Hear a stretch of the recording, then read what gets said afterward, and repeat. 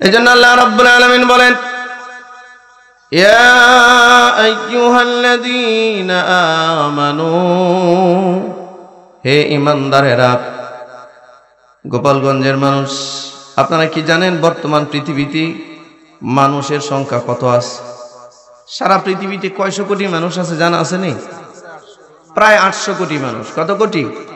800 কোটি মানুষ। এই 800 কোটি মানুষের মধ্যে ঈমানদারের সংখ্যা, মুমিনের সংখ্যা, মুসলমানের সংখ্যা সর্বোচ্চ 200 কোটি। বলেন 800 থেকে 200 গলে থাকে কয়শো? এই 600 কোটি হচ্ছে ডিসবিলিভার্স, আনবিলিভার্স, কাফের, মুশরিক, এক কথায় তারা কুফরের মধ্যে লিপ্ত।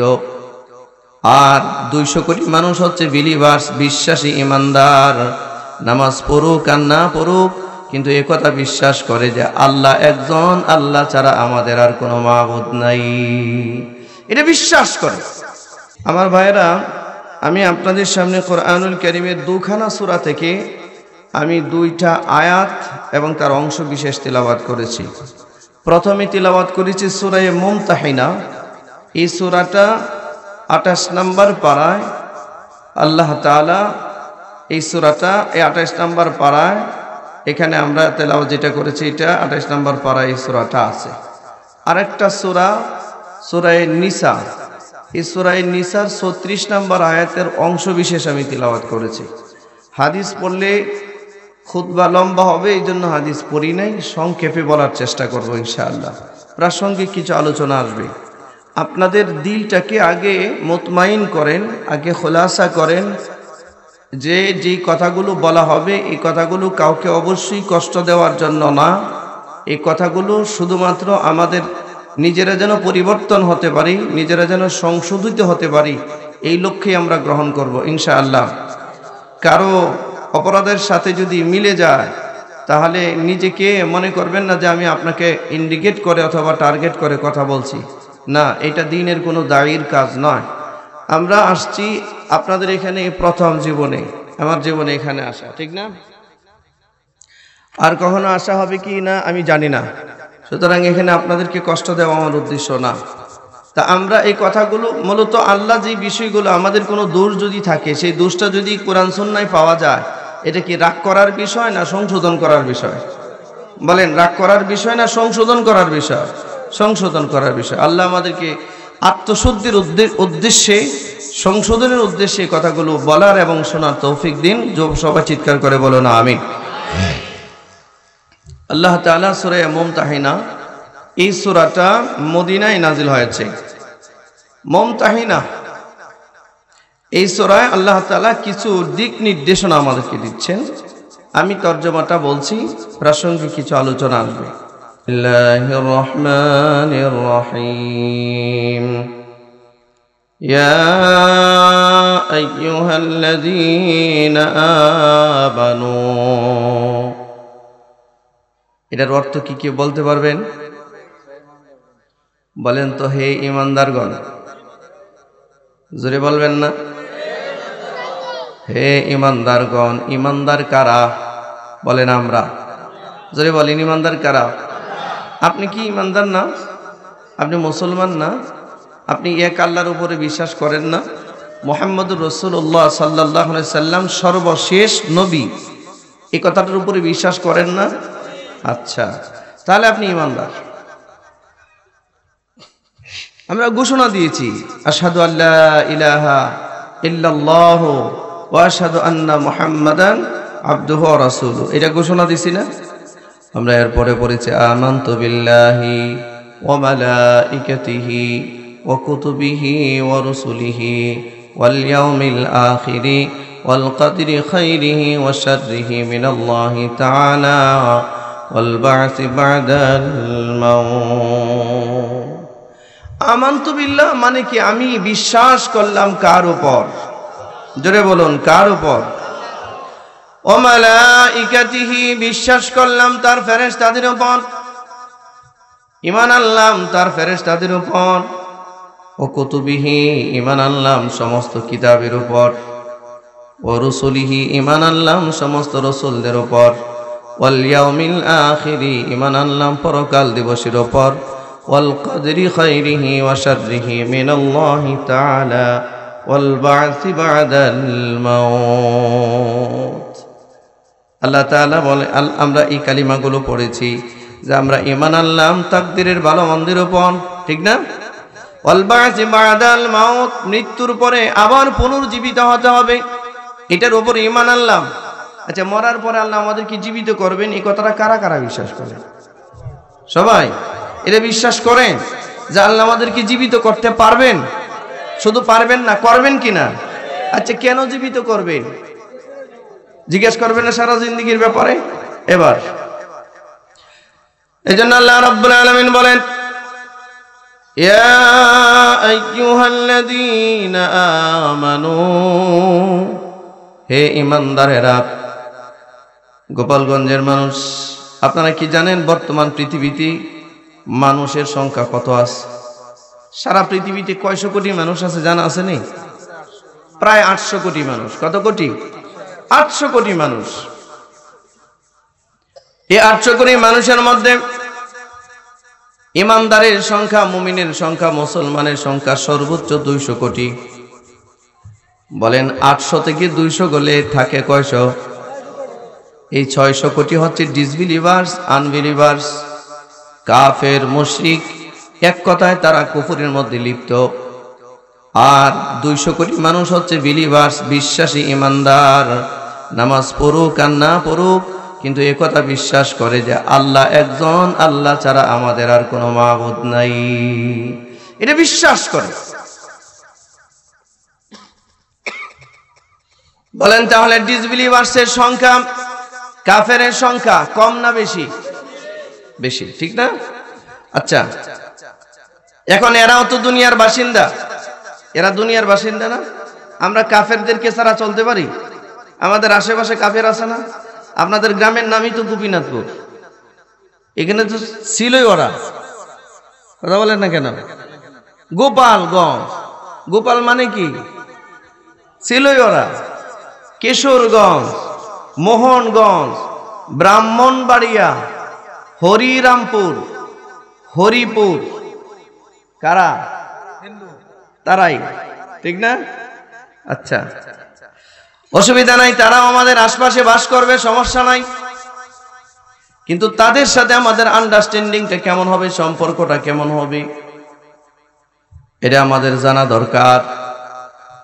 আল্লাহ রাব্বুল আলামিন এখানে 800 কোটি মানুষ, এই কথাটা কিন্তু বলছেন আজ থেকে 1450 বছর আগে, যখন পৃথিবীতে এত মানুষ ছিল না। বর্তমানে কিন্তু 800 কোটি মানুষ বাস করে। আরো কিয়ামতের আগ পর্যন্ত যত মানুষ আছে, সমস্ত মানুষদের ভিতরে যারা ঈমান আনবে, ঈমান আল্লাহ তাআলা ঈমানদার বলে সব ঈমানদারকে ডাক দিয়েছেন। শুধু ওই জামানের ঈমানদার না, কিয়ামত পর্যন্ত যত ঈমানদার আসবে সবাইরে ডাক দিয়েছে। ডাক দিয়ে একটা মূলনীতি বলেছেন, মূলনীতি একটা আদেশ দিচ্ছেন। আল্লাহ তাআলা বলেন, লা তাত্তাখিযু, গ্রহণ করো না, আদুবি, আমার দুশমন যারা, আমার দুশমন যারা, আমার সাথে যারা শিরিক করে, আমার অস্তিত্ব যারা অস্বীকার করে, আমার সাথে যারা অংশীদার স্থাপন করে, এরা আমার শত্রু। বলেন মানব জাতিকে সৃষ্টি করেছেন কে? জোরে বলেন। এখন এই আল্লাহ যদি বলে আল্লাহ আমাদের রব না, আমাদের রব মূর্তি, আমাদের রব ভগবান, আল্লাহ বাদ দিয়ে যদি মূর্তির সামনে মাথা নত করে তখন সে মুশরিক হয়, ঠিক না? আল্লাহর কাছে চাওয়া বাদ দিয়া যখন মানুষ গায়রুল্লাহর কাছে কিছু চাওয়া শুরু করে তখন সে শিরিক করে। আল্লাহ তাআলা বলেন, লা তাত্তাখিযু আদুবি, তোমরা গ্রহণ করো না আমার শত্রু, ওয়া আদুওয়াকুম, এবং তোমাদের শত্রু যারা, আমারও শত্রু যারা, তোমাদেরও শত্রু যারা, আউলিয়া, বন্ধু হিসাবে, বন্ধু হিসাবে, বন্ধু হিসাবে। এই সবাই খেয়াল করেন, একটা মূলনীতি, মূলনীতি আজকে তো আমরা কাফের মুশরিকদের সাথে আমাদের গলায় গলায় সম্পর্ক, ঠিক না? খুব খেয়াল করেন, আল্লাহ একটা মূলনীতি বলে দিলেন, লা তাত্তাখিযু আদুওয়ি ওয়া আদুওয়াকুম আউলিয়া। জোরে বলেন আল্লাহু আকবার। আল্লাহ তাআলা বলেন, তোমরা গ্রহণ করো না আমার শত্রু যারা, তোমাদের শত্রু যারা, তাদেরকে বন্ধু হিসেবে গ্রহণ করো না। জানি না আপনাদের দৃশ্যটা কেমন, আমরা ছোটবেলায় দেখেছি। বিশ্বাস করেন আর না করেন, মুসলমানদের বিরুদ্ধে কাফেররা এতটাই শত্রুতা মনোভাবাপন্ন অবস্থায় থাকে, মুসলমানদের উন্নতি হোক এটা তারা কখনোই কামনা করে না, কোনোদিনও না। আল্লাহ তাআলা বলেন, তুলকুনা ইলাইহিম বিল মাওয়াদ্দাহ, তোমরা তাদের সাথে সম্পর্ক রাখতে চাও, বন্ধুত্বের, মাওয়াদ্দা বন্ধুত্বের, অথচ ওয়াকাদ কাফারু বিমা জাআকুম মিনাল হক, তোমাদের কাছে সত্য হিসেবে যেই বাণী আমি পাঠিয়েছি, যে রাসূল পাঠিয়েছি, এটাকে তারা অস্বীকার করেছে, কুফরি করেছে, অস্বীকার করেছে। মুমিনদেরকে নির্দেশনা দিচ্ছেন আমাদেরকে আল্লাহ। এরপরে বলেন, ইখরিজুনার রাসূল, এরা তো তোমার রসুলকে, তোমাদের রসুলকে এরা বের করে দিয়েছে। নবীর কি মক্কা থেকে বের করে দেওয়া হয় নাই? নবীর জন্মভূমি কোনটা? আপনারা কি কথা বুঝতেছেন? নবীজির জন্মভূমি কোনটা?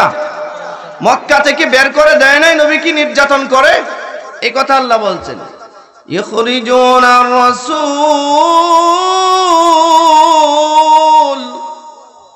আল্লাহ বলেন, তোমাদের রসুলকে ওরা বের করে দিয়েছে। শুধু তাই না, ওয়া ইয়াকুম, তোমাদেরকে তো বের করে দিয়েছে। সাহাবায়ে কেরামদেরকে বের করছে না? পিটিয়ে পিটিয়ে বের করেছে, মক্কায় থাকতে দেয় নাই।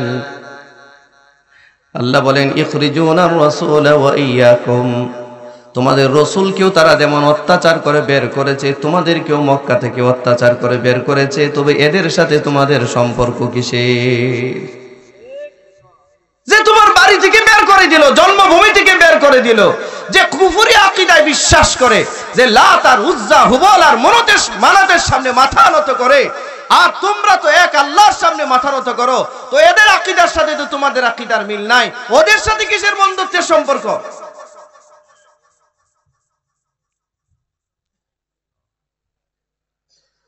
কোন মুসলমান যখন কাফেরকে আপন বানায়, নির্ঘাত মুসলমান বিপদে পড়বে, বাধ্য বিপদে পড়তে।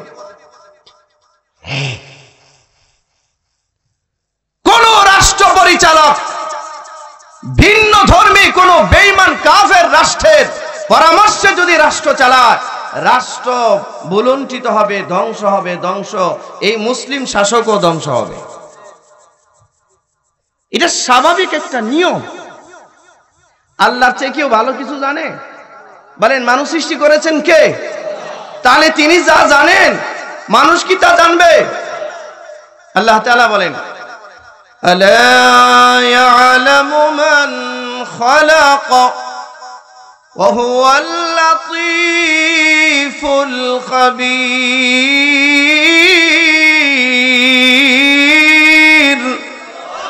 জোরে চিৎকার করে বলেন আল্লাহু আকবার।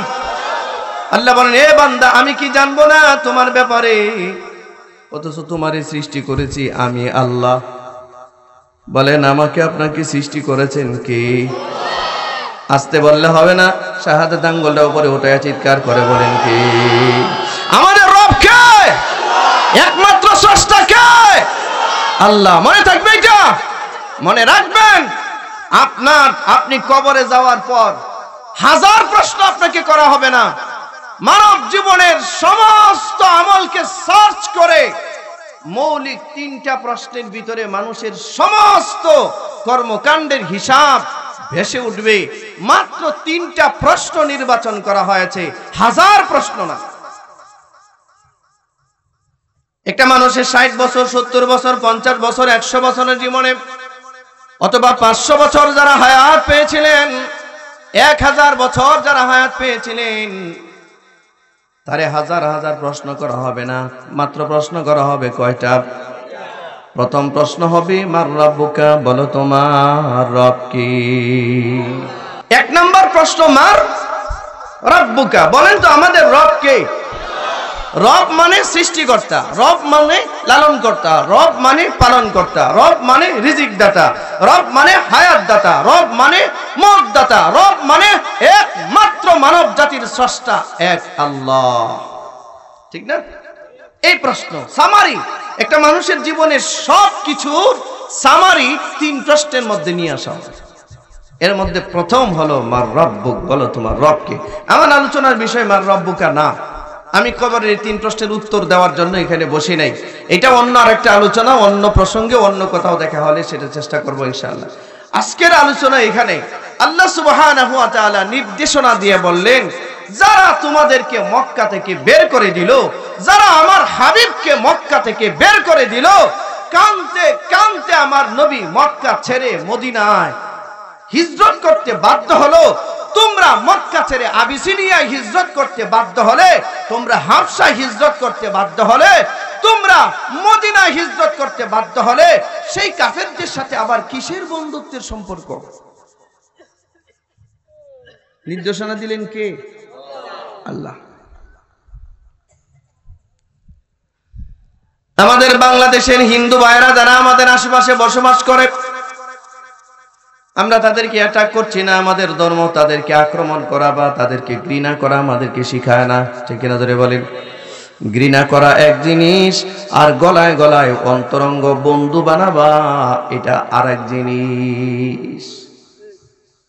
একেবারে অন্তরের বন্ধু বানানো এটা এক জিনিস, আর না একজন মানুষ হিসাবে, সে আমার প্রতিবেশী হিসাবে তার যতটুকু অধিকার আছে সেই অধিকার সংরক্ষণ করা আমার ধর্ম, আমার কোরআন, আমার নবী আমাকে শিক্ষা দিয়েছেন। আল্লাহু আকবার বলুন।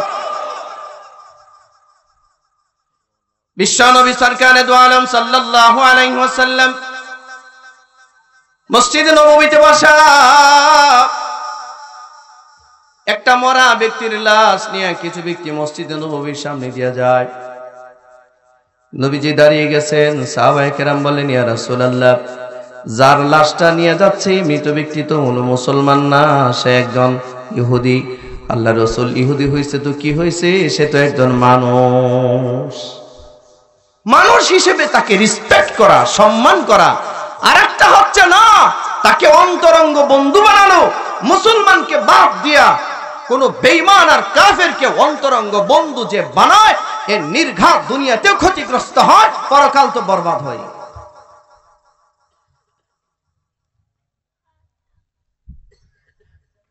মনে রাখবেন, উবাইদুল্লাহ ইবনে জাহাশ নামে নবীর একজন কাছের মানুষ ছিলেন। নবীজির হাতে হাত রেখে কালিমা পড়ে মুসলমান হয়েছেন। উবাইদুল্লাহ ইবনে জাহাশ নামে এক ব্যক্তি নবীজির হাতে হাত রেখে কালিমা পড়ে মুসলমান হয়েছে। বলেন, যেই লোকটা নবীর হাতে হাত রেখে কালিমা পড়ে মুসলমান হয়েছে, নিজ চোখে রাসূলকে তাকিয়ে দেখেছেন। এই লোকগুলোরে আমরা বলি সাহাবা। কি বলি? জোরে বলেন। সাহাবা বলি, সাহাবা। এই লোকটা নিজের হাতে রাসূলের হাতে হাত রেখে কালিমা পড়ে মুসলমান হয়েছেন, এবং ওনার স্ত্রী উম্মে হাবিবা তিনি মুসলমান হয়েছেন। ইসলামের প্রাথমিক যুগে আল্লাহ রাসূলের কাছ থেকে অনুমতি নিয়ে তারা হিজরত করছে। হিজরত, ইসলামের জন্য তারা হিজরত করেছে। তারা মক্কা ছেড়ে আবিসিনিয়ায় চলে গেছে। উবাইদুল্লাহ ইবনে জাহাশ, ওনার স্ত্রী উম্মে হাবিবা, এই শুনতেছেন, দুজন মুসলমান, খাঁটি মুসলমান, নবীজির হাতে হাত রেখে কালিমা পড়ছে। আচ্ছা বলেন, নবীর সাহাবী যারা সচক্ষে নবীর দেখলো, তার মর্যাদা আর আমাদের মর্যাদা কি সমান?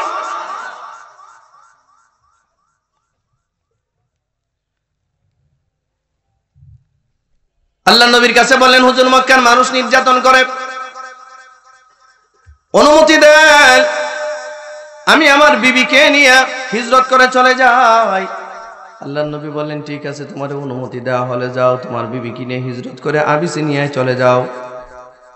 এই উবাইদুল্লাহ ইবনে জাহাশ নিজের বিবিরি নিয়ে গালেবান এই নামটা এরকমই হবে যে এই উবাইদুল্লাহ ইবনে জাহাশ নামে এই ব্যক্তিটা তার বিবিকে নিয়ে শুধুমাত্র ইসলামের জন্য, ঈমান বাঁচাবার জন্য চলে গেছে আবিসিনিয়া। কিন্তু আবিসিনিয়াতে গিয়া যাদের সাথে বন্ধুত্বের সম্পর্ক স্থাপন করছে এরা সবাই ছিল খ্রিস্টান, সব খ্রিস্টান। তার উঠা বসা, খাওয়া দাওয়া, চলা বলা সব খ্রিস্টানদের সাথে। কাদের সাথে? ভাই মনে রাখবেন, আপনি কোন যে ব্যক্তির সাথে উঠা বসা করেন, চলাফেরা করেন, তার একটা মারাত্মক পর্যায়ের প্রভাব আপনার উপরে পড়বে, পারবে না? আমি আপনাদেরকে বুঝাইতে পারতেছি না নবীর সাহাবীদের কি হালাত। as-sahabatu kulluhum udul, নবীজির প্রত্যেকজন সাহাবী ছিলেন সত্যের উপরে প্রতিষ্ঠিত। আল্লাহু আকবার। ও দুনিয়ার মুসলমান, এজন্য আহলে সুন্নাত ওয়াল জামাতের আকীদা হলো সাহাবায়ে কেরাম মিয়ারে হক, সাহাবায়ে কেরাম সত্যের মাপকাঠি। এই কথায় কারো কোনো দ্বিধা আছে? এই কথায় কারো কোনো সন্দেহ আছে নাকি? মুসলমান ভাইরা আমার, উবাইদুল্লাহ ইবনে জাহাশ সেই আবিসিনিয়ায় গিয়া যাদেরকে বন্ধু বানিয়েছে এরা ছিল খ্রিস্টান। কে? ওটা বসা সব খ্রিস্টানদের সাথে, বন্ধু বান্ধবের মহল। খ্রিস্টানদের জন্য তো মদ খাওয়া হারাম না? মুসলমানদের জন্য মদ খাওয়া, বলেন মুসলমানদের জন্য মদ খাওয়া হারাম। খ্রিস্টানদের জন্য জিনা করা কোনো ব্যাপারই না। তাদের আকীদা হলো আমরা জিনা আর ব্যভিচার করব, বছরে একবার গিয়া গির্জায় সাক্ষাৎ করে আসবো, সমস্ত গুনার দায়ভার নিয়ে যাবে তাদের যীশু খ্রিস্ট। নাউজুবিল্লাহ বলবেন না? এখন এই যে আমাদের মুসলমানদের ভিতরে কিছু বেকুব আছে না, বেকুব, এই বেকুব এক ওয়াক্ত নামাজ নাই, রোজা নাই, সারা বছরে মার মুখে এক টুকরা গোশত উঠাইয়া দিতে পারে না, একটা ফল উঠাইয়া দিতে পারে না। বছরে একবার সুদে টাকা এনে সে গরু মহিষ ছাগল কিনে এক বন্ধ পীরের দরবারে গিয়ে দিয়ে আসে। কি কষ্ট লাগলো? হ্যাঁ, খ্রিস্টানরা বছরে একবার গির্জায় যা, গির্জায় গিয়া তার সারা বছরের সমস্ত জিনাগুলো যীশু খ্রিস্টের উপরে দিয়ে আসে দায়ভার। আর আমাদের দেশের মুসলমানরা এমন এক ভণ্ড পীরের কাছে মুরিদ হয়েছে যার মুখে দাড়ি নাই, যে নবীর সুন্নতকেই পছন্দ করে না, এমন একটা গুমরা বিপদগামীর কাছে গিয়া পীর বানাইছে। তার দরবারে বছরে একবার গিয়া গরু ছাগল কুকুর বিড়াল নিয়ে দেখা করে আসে, আর তারে বলে যে যা তোর সব গুনাহ দায়ভার আমার। আমি কি পীর হইছি তোরে যদি জান্নাতে নিতে না পারি?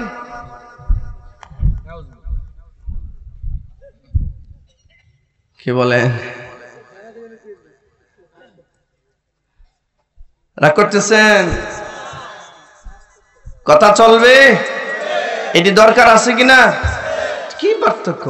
মক্কার মানুষ নবীজির জন্মের সময় মক্কার মানুষের দুইটা ইবাদত ছিল, দুইভাবে ইবাদত করত।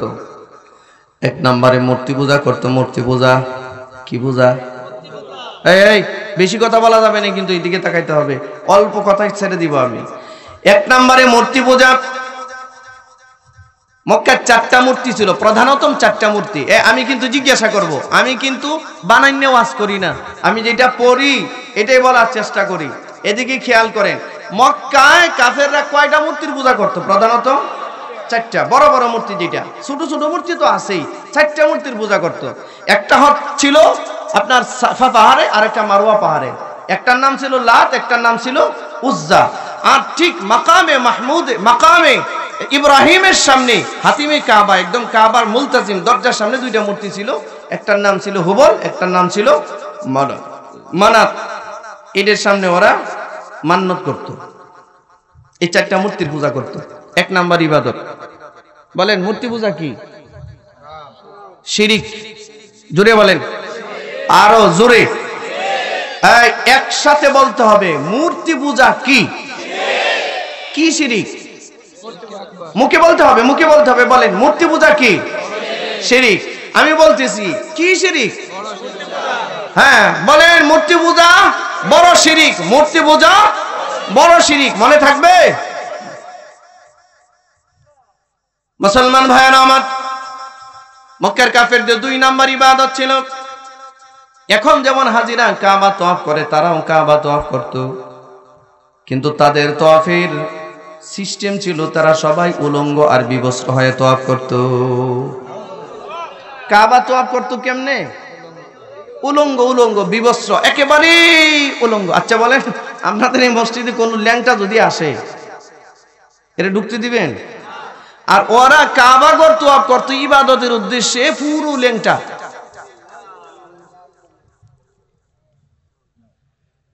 ইবাদত কয়টা পাইলাম? একটা মূর্তি পূজা আর একটা কাবা তওয়াফ করত ইবাদতের উদ্দেশ্যে। তবে এটি কেমনে? অনেক মজার ইবাদত না?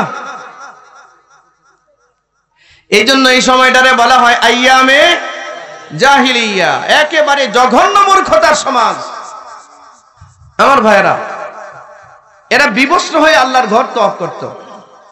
যুক্তি ছিল, যেই কাপড় চোপড় পরে আমরা জিনা করি, বেবিচার করি, চুরি করি, ডাকাতি করি, মারামারি করি, এই কাপড় চোপড় পরে কেমনে আল্লাহর দরজার সামনে যাব?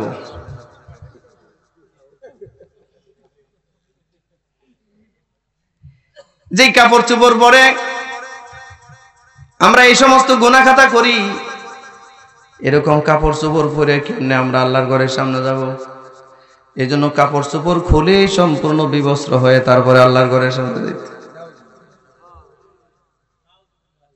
যেই কাপড় পরে জিনা করে এই কাপড় নিয়ে যাবে না, কিন্তু যেই অস্ত্রপাতি দিয়ে জিনা করে এইটি কই রাখবো?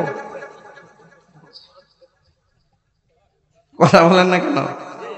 হ্যাঁ হ্যাঁ ভাই, যে কাপড় পরে জিনা করে, চুরি করে, ডাকাতি করে, এই কাপড় পরে আল্লাহর ঘরের সামনে যাওয়া যাবে না। এই জন্য ল্যাংটা হয়ে গেছে। আচ্ছা বুঝলাম ল্যাংটা হয়েছে, কিন্তু শরীরে যে অঙ্গ প্রত্যঙ্গ দ্বারা সে জিনা করলো, এগুলো কই গেল?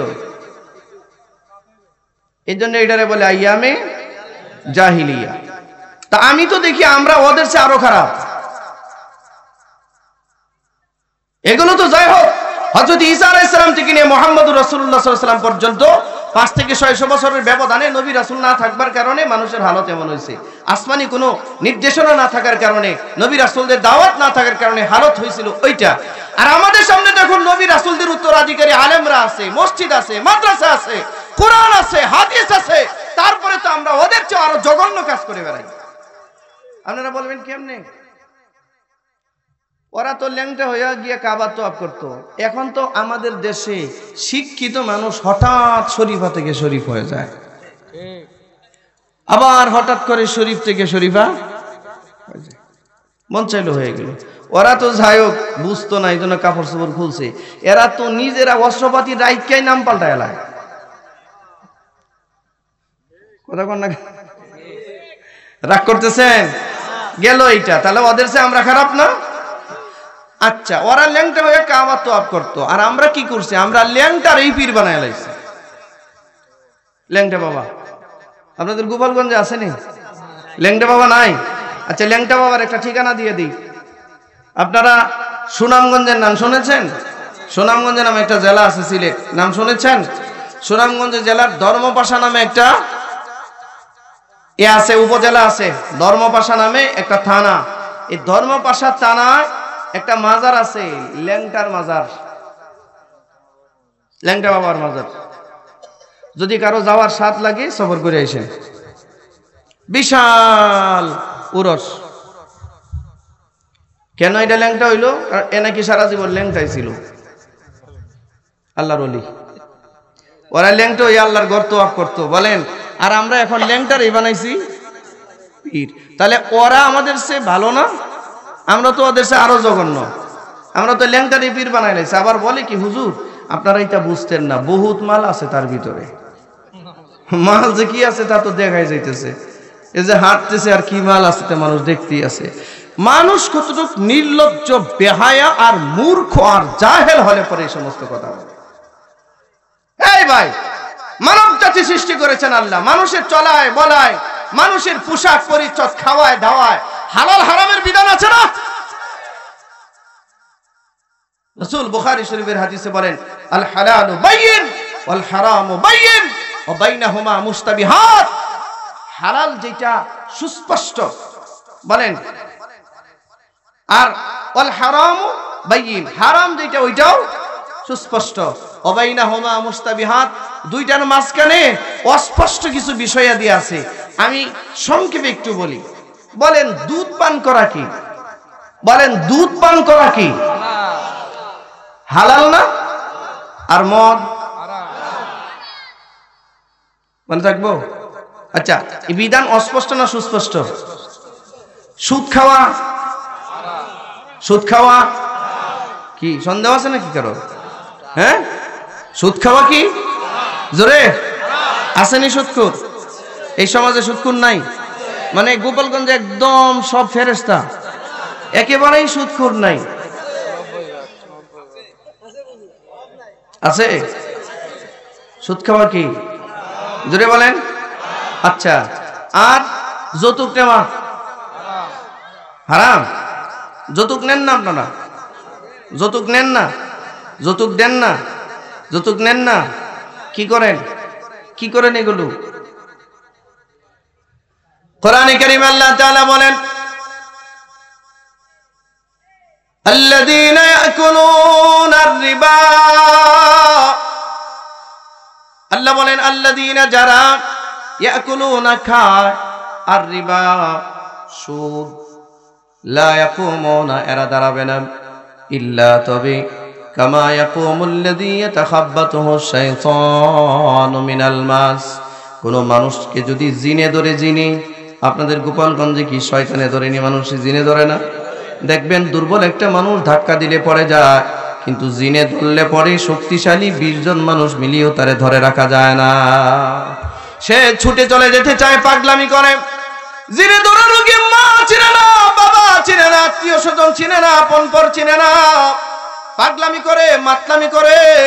আল্লাহ বলেন যারা সুদের ব্যবসা করে, এই সুদখোরগুলোকে হাসরের মাঠে কবর থেকে উঠানো হবে এরকম জিনে ধরা রোগীর মতো মাতাল বানায়া। প্রমাণ যদি নিতে চান, কোরআন মাজিদ খুলেন, কোরআনের 2 নম্বর সূরা, সূরাতুল বাকারা, আয়াত নাম্বার 275, যা আমি পড়লাম আপনি খুলে দেখেন, বাংলায় পড়েন, আমি যা বলেছি তাই লেখা আছে। সুদখোররে কবর থেকে হাসরের মাঠে আল্লাহ উঠাবেন পাগল বানায়া, জিনে ধরা রোগীর মতো। এই আয়াতের ব্যাখ্যায় রাসূল বলেন, কবর থেকে ওঠার সাথে সাথে একজন ফেরেশতা ওর হাতের মধ্যে একটা অস্ত্র দিবে। অস্ত্র দিয়া বলবে, যা সারা জীবন তুই আল্লাহর সাথে দুনিয়ায় যুদ্ধ করেছিস। বলেন সুদখোর যারা, মনে রাখবেন সুদখোরের সর্বোচ্চ শাস্তি, সর্বোচ্চ পাপ, সুদখোরের সর্বোচ্চ পাপ হচ্ছে আল্লাহ এবং তার রাসূলের সাথে যুদ্ধ করা। আর সুদখোরের সর্বনিম্ন পাপ হচ্ছে নিজের মার সাথে জিনা করা। নিজের মার সাথে জিনা করা। রাসূল বলেন 1 দিরহাম, 1 টাকাও যে সুদে লেনদেন করবে, ট্রানজাকশন করবে, সে যেন তার মার সাথে 36 বার জিনার গুনাহ করলো।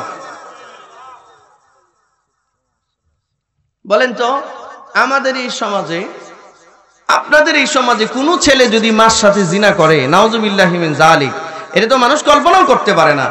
যদিও করে ফেলে শয়তানের ধোঁকা। আর এটা যদি গ্রামে প্রচার হয়, বলেন এরে আপনারা সালাম দিবেন, এটা তো পিটে মারিয়ে ফেলাইব, ঠিক না? এলাকা ছাড়া করবে এবং পিটাতে পিটাতে মেরেই ফেলবে। একবার মার সাথে জেনা করলে আপনারা তারা গ্রামে থাকতে দেন না, আপনারা তাকে এলাকা ছাড়া করেন, পিটিয়ে মেরে ফেলেন। কিন্তু আমাদের সমাজে যে ভদ্রবেশী সুদখোররা কোটি কোটি বার মার সাথে জিনা করতেছে, এদেরকে মসজিদের প্রথম কাতারে জাগাতেন কেমনে?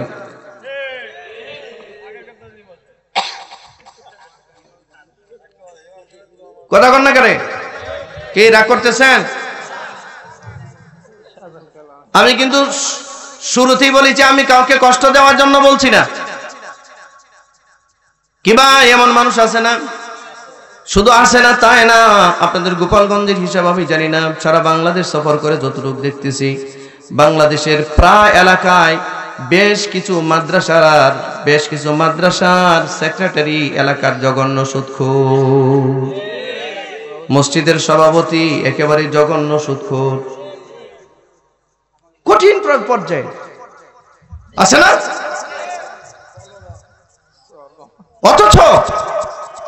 অথচ এদিকে খেয়াল করেন, কথা বলবেন না কেউ, আমার কথাগুলো শুনেন, আপনি মনে রাখেন, আপনারে খুশি করার জন্য আমি বলছি না, আল্লাহি আপনারে ব্যথা দেওয়ার জন্য আমি বলছি না। আপনি আমার মুসলমান ভাই, আপনি এই পাপটা করতে পারেন না। আল্লাহ বলেছেন ফা ইল্লাম তাফআলু ফাআযানু বিহারবিন মিনাল্লাহি ওয়া রাসূলিহি, যে ব্যক্তি সুদ ছাড়ে না, জেনে বুঝে সুদ খায়, এই লোক হয় সুদ ছাড়বে আর না হয় আল্লাহ এবং তার রাসূলের সাথে যেন যুদ্ধের প্রস্তুতি গ্রহণ করে। কোনটা করবেন? যুদ্ধ করবেন আল্লাহর সাথে? কথা কন। এই এখন কেউ উঠে যাইবেন না কিন্তু। এখন যদি কেউ উঠেন তো আমি মনে করবো যে আপনি এই রোগে আক্রান্ত। এখন আর ওরা সুযোগ নাই। পারলে আসেন আর নাই চুপ করে শুনেন, ব্যথা যতই লাগুক একটু শুনেন। রাজি আছেন? কারা কারা? দুইটা হাত ওঠান। মুসলমান ভাইয়েরা আমার, মুসলমান সমাজে এমন এমন কিছু পরিবার আছে, স্বামী যেমন সুদ খায়, স্ত্রীও সুদ খায়, সন্তানগুলো যতগুলো আছে ওইগুলো সুদ খায়, পুরা পরিবার সুদখোর, ব্র্যান্ডিং সুদখোর। ব্র্যান্ডিং সুদখোর বুঝে নাই মনে হয়? আচ্ছা, একটা গ্রামের মানুষ যদি 30 বছর যাবত সুদ খায়, একে সাধারণ সুদখোর না অসাধারণ সুদখোর? হ্যালো, কোথায় আছিস? সুদখোরের বাড়ির সামনে আছে। পুরা এলাকার মানুষ এক নামে চিনে, মার্কা মারা। কথা বলেন না? ব্র্যান্ডিং, বাটা জুতার যেমন ব্র্যান্ড, হেরও ব্র্যান্ড হয়ে গেছে। সুদ খাইতে খাইতে জিন্দিগি শেষ করে দিয়েছে। কথা কোন না কেন আপনারা? আমি কি ব্যাপার, রাগ করতেছে? ব্যথা লাগতেছে? শুনুন, আল্লাহর ভয় আপনার দিলে না থাকবার কারণে আপনি এই কাজগুলো করে যাচ্ছেন। আল্লাহ রাব্বুল আলামিন বলেন যালিকা বিআন্নাহুম ক্বালু ইন্নামাল বাইউ মিসলুর রিবা। সুদখোর বলে, এই যালিকা বিআন্নাহুম ক্বালু, সুদখোররা বলে ইন্নামাল বাইউ মিসলুর রিবা, যে তোমাদের ক্রয় বিক্রয়, তোমাদের ব্যবসা বাণিজ্য যদি হালাল হয় তো মিসলুর রিবা, আমাদের রিবা, আমাদের সুদটাও হালাল হবে। নাউজুবিল্লাহ বলেন। আর আল্লাহ বলেন ওয়া আহাল্লাল্লাহুল বাই'a ওয়া হারামার রিবা। আল্লাহ বলেন আমি ওয়া আহাল্লাল্লাহুল বাই'a ওয়া আহাল্লাল্লাহুল বাই'a, আমি আল্লাহ ক্রয় বিক্রয় অর্থাৎ ব্যবসারে হালাল করেছি, ওয়া হারামার রিবা, চিরতরে সুদকে হারাম করেছি। আল্লাহ বলেন সুদ হারাম, আর সুদখোর বলে তোমার ব্যবসা হালাল হলে আমার সুদ হারাম হবে কেন? তোমারটাও যেমন হালাল আমারটাও হালাল। নাউজুবিল্লাহি মিন যালিক। জোরে বলেন। সুদ খাইলে মানুষ কাফের হয় না, কবিরা গুনাহ করলে মানুষ কাফের হয় না, কিন্তু কোন ব্যক্তি আল্লাহর হুদুদ যদি সীমা লঙ্ঘন করে, আল্লাহর দেওয়া সীমা রেখা যদি কেউ লঙ্ঘন করে, আল্লাহ সুদকে হারাম করেছেন, কোন ব্যক্তি যদি এই সুদকে হারাম বলেই খায়, এতে করে সে কাফের হবে না, কবিরা গুনাহ হবে তার। কিন্তু সুদকে কেউ যদি একবার বলে যে এটা হালাল, সাথে সাথে কাফের হয়ে যাবে। কথা বলেন হুজুরটা ঠিক আছে কিনা? সাথে সাথে কাফের। অর্থাৎ সুদকে কেউ যদি নিজের জন্য হালাল সাব্যস্ত করে যে এটা সুদ খাওয়া আমার জন্য হালাল, এই ব্যক্তি শুধু কবিরা গুনাহ করবে না, সে কাফের হয়ে যাবে, কাফের।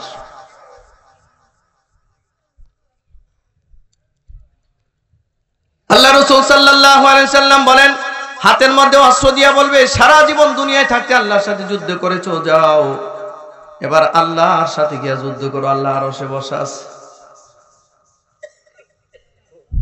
ও দুনিয়ার মুসলমানেরা, আল্লাহ রাসূল সাল্লাল্লাহু আলাইহি ওয়াসাল্লাম এতটাই শক্ত কথা সুদখোরের ব্যাপারে বলেছেন। যাই হোক, আলোচনাটা লম্বা হয়ে যাবে, আমি খাটো করে নিয়ে আসতেছি।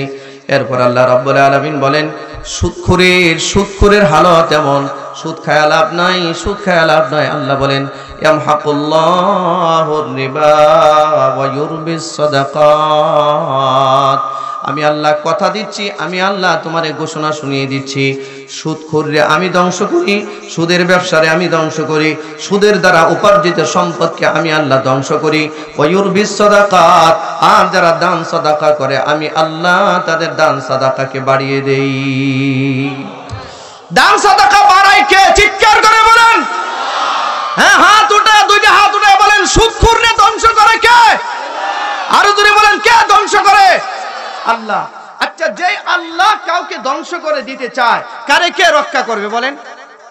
তারে কি রক্ষা করার কেউ আছে? সুদখোররে আল্লাহ বলেন, শোনো, লাভ নাই তোমার সুদের লেনদেন করে, আমি আল্লাহ কিন্তু ধ্বংস করব তোমারে।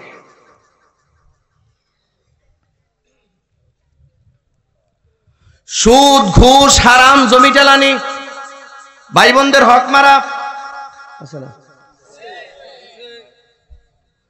আমি কোরআনে কারিমের সূরা নিসার 36 নম্বর আয়াত তেলাওয়াত করেছি।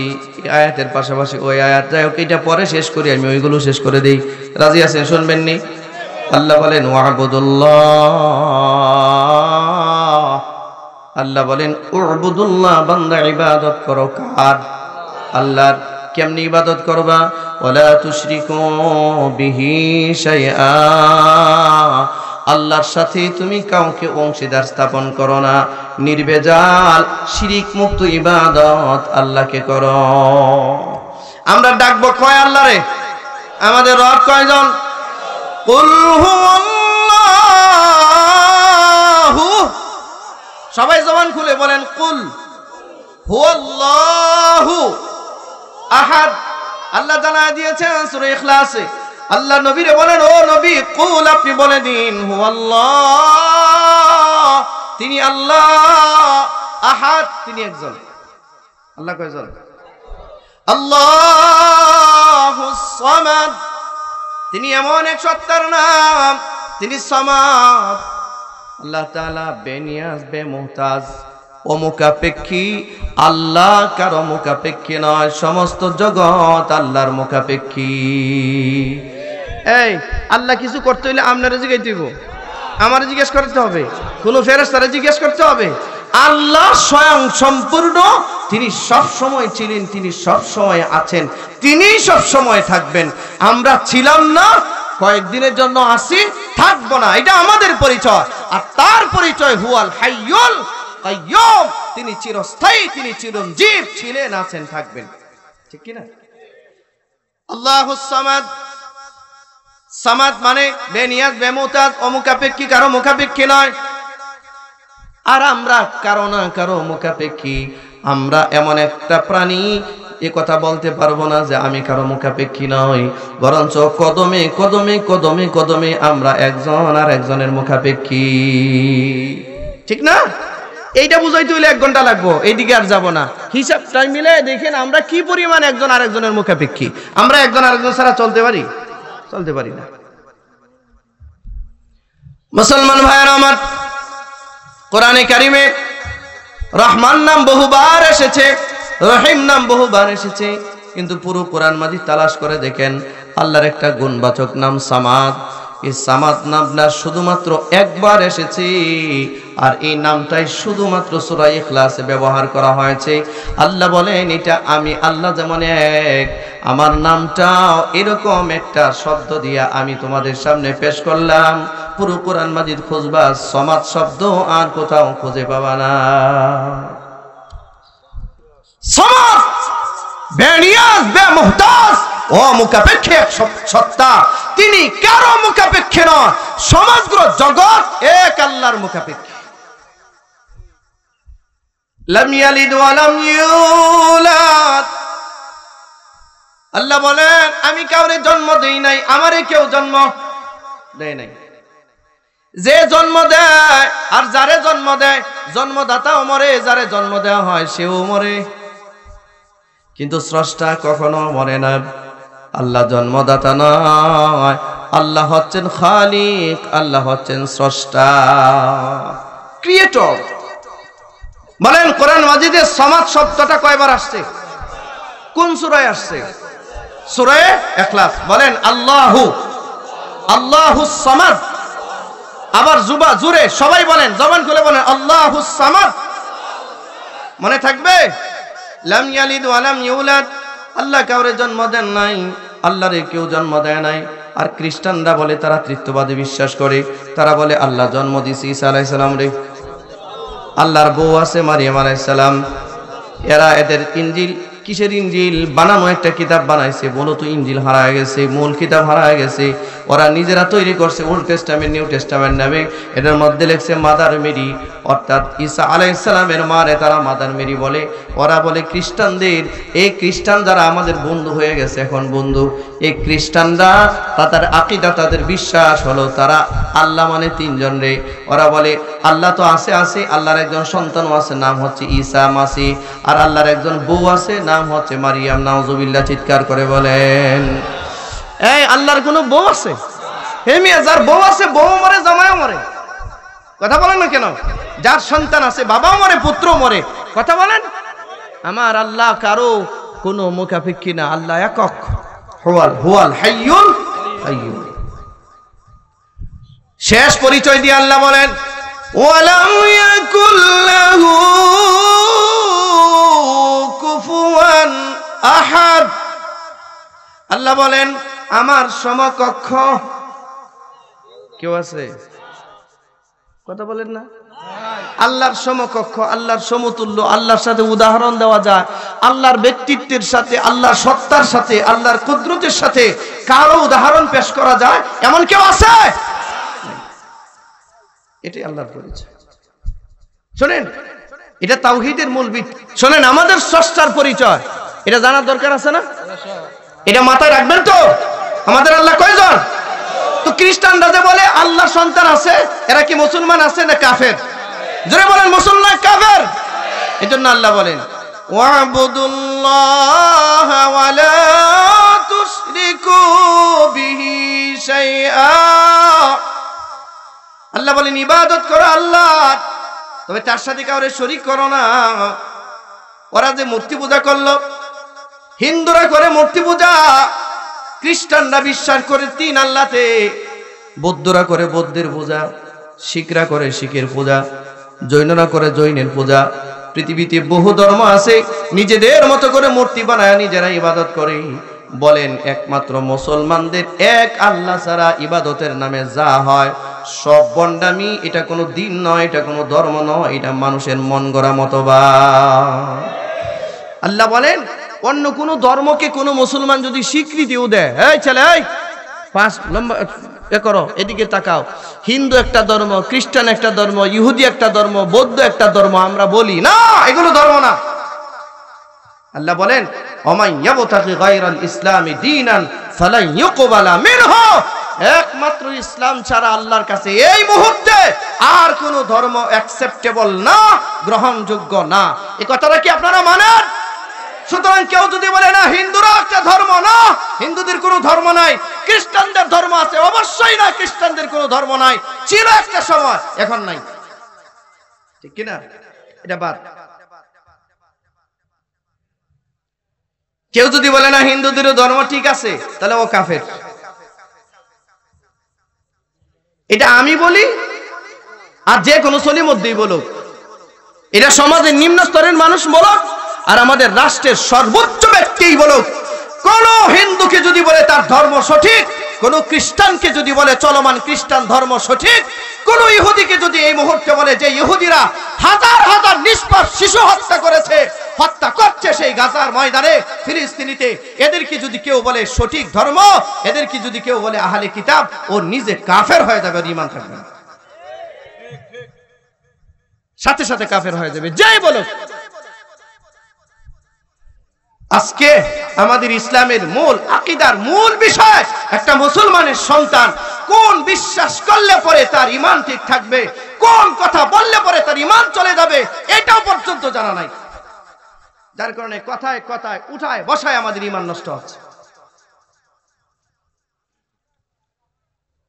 মুসলমান ভাইরা আমার, আল্লাহ ঘোষণা দিয়েছেন, কোন ব্যক্তি যদি বলে যে হিন্দু ধর্ম ঠিক, বৌদ্ধ ধর্ম ঠিক, খ্রিস্টান ধর্ম ঠিক, যদি এটা কেউ বলে, তাহলে তার ওয়ামাইয়া বতাগি গায়রাল ইসলামি দীনান ফালা ইউকবালা মিনহু, কোরআন মাজিদের এই আয়াতটাকে অস্বীকার করা হলো। আচ্ছা, কোরআনে কারিমের কোনো আয়াত যদি কেউ অস্বীকার করে সে কি আর মুমিন থাকে? তার কি মুমিন থাকার কোনো সুযোগ আছে? পুরো আয়াত দূরের কথা, কোরআন মাজিদের একটা অক্ষর যদি কেউ অ্যাভয়েড করে, অস্বীকার করে, আর ঈমান থাকবে। আপনারা কি বুঝতে পারছেন? আলহামদুলিল্লাহ, এতটুকু যে বুঝাইতে পারছে আপনাদের। আল্লাহ তাআলা বলেন, শুনেন ইবাদতের ডেফিনেশন, মা মা'নাল ইবাদা, ইবাদত কাকে বলে? ইবাদতের একটা ব্যাপক সংজ্ঞা আছে, আমি এত বড় সংজ্ঞা দিতে পারবো না। ইবাদতের অনেকগুলো স্তর আছে, ক্লাসিফিকেশন আছে। কিছু ইবাদত ব্যক্তিগত ইবাদত, কিছু ইবাদত হচ্ছে পারিবারিক ইবাদত, কিছু ইবাদত হচ্ছে সামাজিক ইবাদত, কিছু ইবাদত হচ্ছে রাষ্ট্রীয় ইবাদত।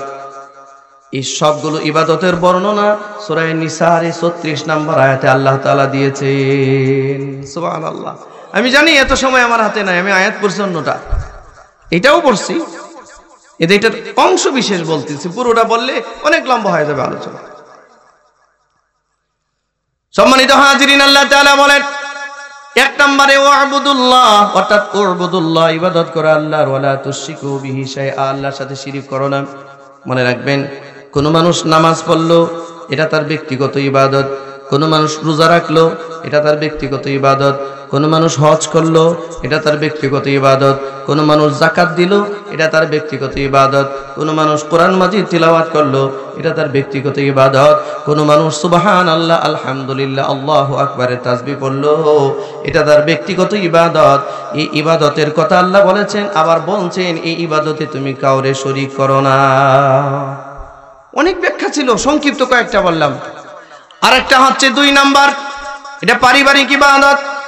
আল্লাহ তাআলা 2 নম্বরে ডাক দিয়া বলেন, আমার ইবাদতের পর, অর্থাৎ তোমার ব্যক্তিগত ইবাদতের পর তুমি যে ইবাদতটা আমি তোমার উপরে গুরুত্ব দিয়ে তোমাকে নির্দেশ দিয়েছি, এটা হলো ওয়াবিল ওয়ালিদাইনি ইহসানা, তুমি তোমার মা বাবার সাথে ইহসানের আচরণ করো, দয়া মায়া মহব্বত আর ভদ্রতার আচরণ করো। সুবহানাল্লাহ, এটা পারিবারিক ইবাদত।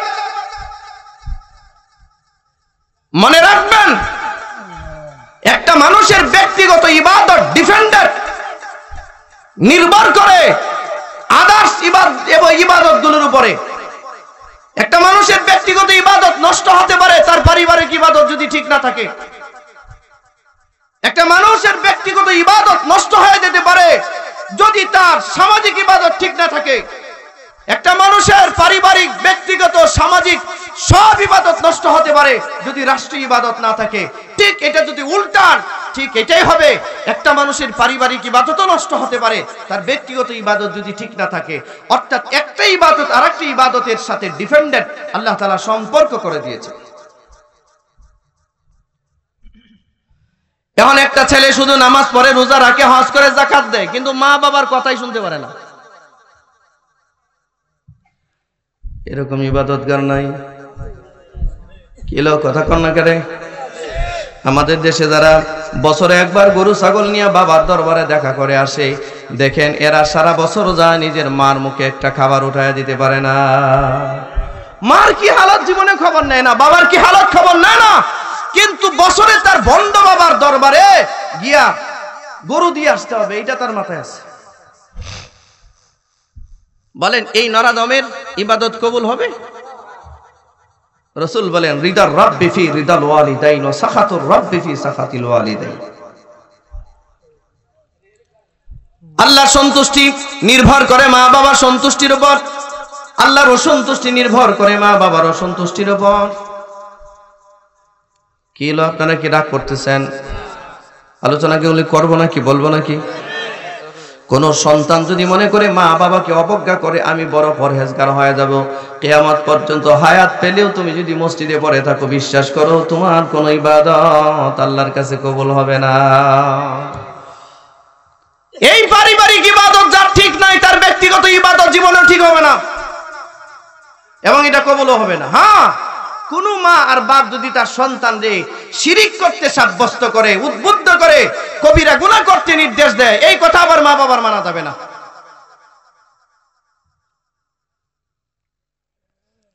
কিন্তু যতক্ষণ পর্যন্ত তোমার মা বাবা তোমার মৌলিক অধিকার নষ্ট না করবে, তোমাকে শিরিকের দিকে, কুফুরের দিকে নির্দেশ না দিবে, ততক্ষণ পর্যন্ত মার অনুগত থাকা, বাবার অনুগত থাকা তোমার উপর এটা ফরজ।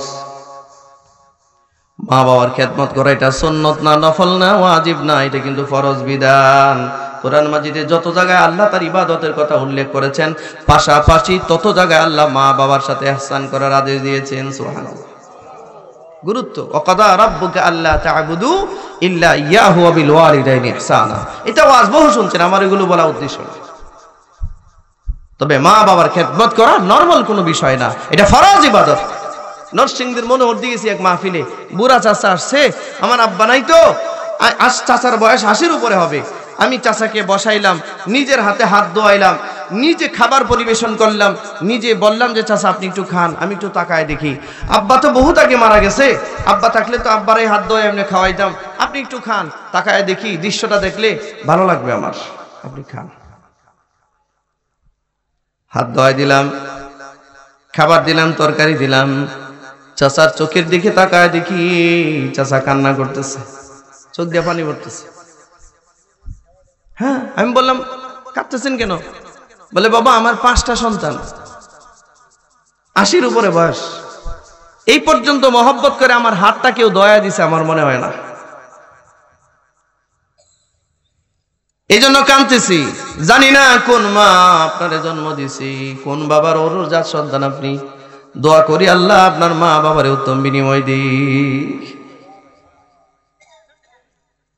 এরপরে চাচার কান্না আরো বাড়ছে, বলে বাবা শুধু তাই নয়, গত 2-3 দিন আগে বাপ দাদাদের একটা পুকুর ছিল, পুকুর চিনেন তো আপনারা?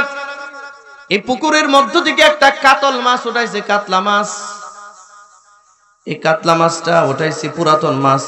মাছটা দেখে আমার কাছে মনে হয়েছিল, হারে এই মাছটা যদি কেউ ভুনা করে একটা টুকরা আমারে দিত তো আমার কলিজাটা ঠান্ডা হইতো। এ ভাই, মানুষ যখন বুড়া হয়, আরজালিল ওমরে যখন পৌঁছায়, মানুষের বয়স যখন অতি বার্ধক্যে পৌঁছে যায়, এই মানুষগুলো ছোট বাচ্চাদের মতো হয়ে যায়। এই জন্য আল্লাহ বলেছেন, ফালা তাকুল্লাহুমা উফ, মা বাবার সামনে বিরক্ত হইয়া উফ শব্দটা ব্যবহার করিও না, এটাও আল্লাহ বরদাস্ত করেন না। ওয়ালা তানহারহুমা, মা বাবারে ধমক দিও না। ওয়াকুল লাহুমা কাওলান কারীমা, মা বাবার সাথে কাউলে কারীম করো, উত্তম ভাষায় কথা বলো, নম্র আর ভদ্র ভাষায় কথা বলো। মনে রাখবা, পৃথিবীতে কোনো মানুষ যদি তার রিজিক বাড়াইতে চায়, পৃথিবীতে কোনো মানুষ যদি তার হায়াত বাড়াতে চায়, পৃথিবীতে কোনো মানুষ যদি লম্বা হায়াত চায়, পৃথিবীতে মানুষ যদি তার আত্মসম্মান বাড়াতে চায়, পৃথিবীতে মানুষ যদি তার বংশ পরম্পরায় নেককার বানাতে চায়, তার কয়েকটা কাজ করতে হবে। 1 নম্বরে মা বাবার কথা শুনতে হবে, 2 নম্বরে আত্মীয়তার বন্ধন সুদৃঢ় করতে হবে। এই 2টা কাজ ছাড়া পৃথিবীতে কেউ কখনো লম্বা হায়াত পায় না, কেউ কখনো সুখে থাকে না, কেউ কখনো রিজিক বৃদ্ধি করতে পারে না। সারা দুনিয়া ঘুরতে পারো, চষে বেড়াতে পারো, কখনো ইংল্যান্ড, কখনো আমেরিকা, কখনো ইটালি, কখনো জাপান, সারা পৃথিবী ঘুরে ফিরতে পারো। মা আর বাবার দোয়া যদি তোমার পিছনে না থাকে, সুখ কি জিনিস তুমি জীবনে দুনিয়াতে কোথাও খুঁজে পাবে না। এটা পরিষ্কার কথা। আপনারা একটু সমাজের দিকে তাকায় দেখেন, যেই সন্তানের সাথে মা বাবার সম্পর্ক নাই, এর হালত কি জানেন? মা বাবার দোয়ার এমন পাওয়ার আছে যে একটা সন্তানের জন্য তাকদিরে যদি আল্লাহ লিখে দিয়েছে যে 40 বছরে রোড অ্যাক্সিডেন্টে মরবে, কিন্তু মা রে 19 দিন এমন খেদমত করছে, আহারে বাবারে এমন একটা খেদমত করছে, তার কলিজা শান্ত হয়ে গেছে। আল্লাহরে ডাক দিয়ে বলতেছে, আল্লাহ জানি না আমার ছেলেটার জীবনে কি আছে, যদি কোনো মুসিবত থেকে থাকে আমি খুশি হয়ে গেছি, আপনি ওর মুসিবত দূর করে দেন। আল্লাহ ফেরেশতারে ডাক দিয়া বলে, 40 বছর বয়সে যেটা রোড অ্যাক্সিডেন্টে মরার কথা তার তাকদীরে লেখা আছে, মা দোয়া পাঠাইছে, বাবা দোয়া পাঠাইছে, অ্যাক্সিডেন্ট উঠাইয়া দাও। জোরে জোরে জোরে বলেন আল্লাহু আকবার। আর বিয়াদব শক্তিশালী অনেক কিছু আছে, নিজের গায়ে শক্তি আছে, সম্পদ আছে, কাউরে পরোয়া করে না। মারে মূর্খ মনে করে, বাবারে মূর্খ মনে করে। মার কোনো মূল্য নাই তার কাছে, বাবার কোনো মূল্য নাই তার কাছে। হঠাৎ করে বের হইছে একদিন, কুকুর বিড়ালের মতো মরে গেছে।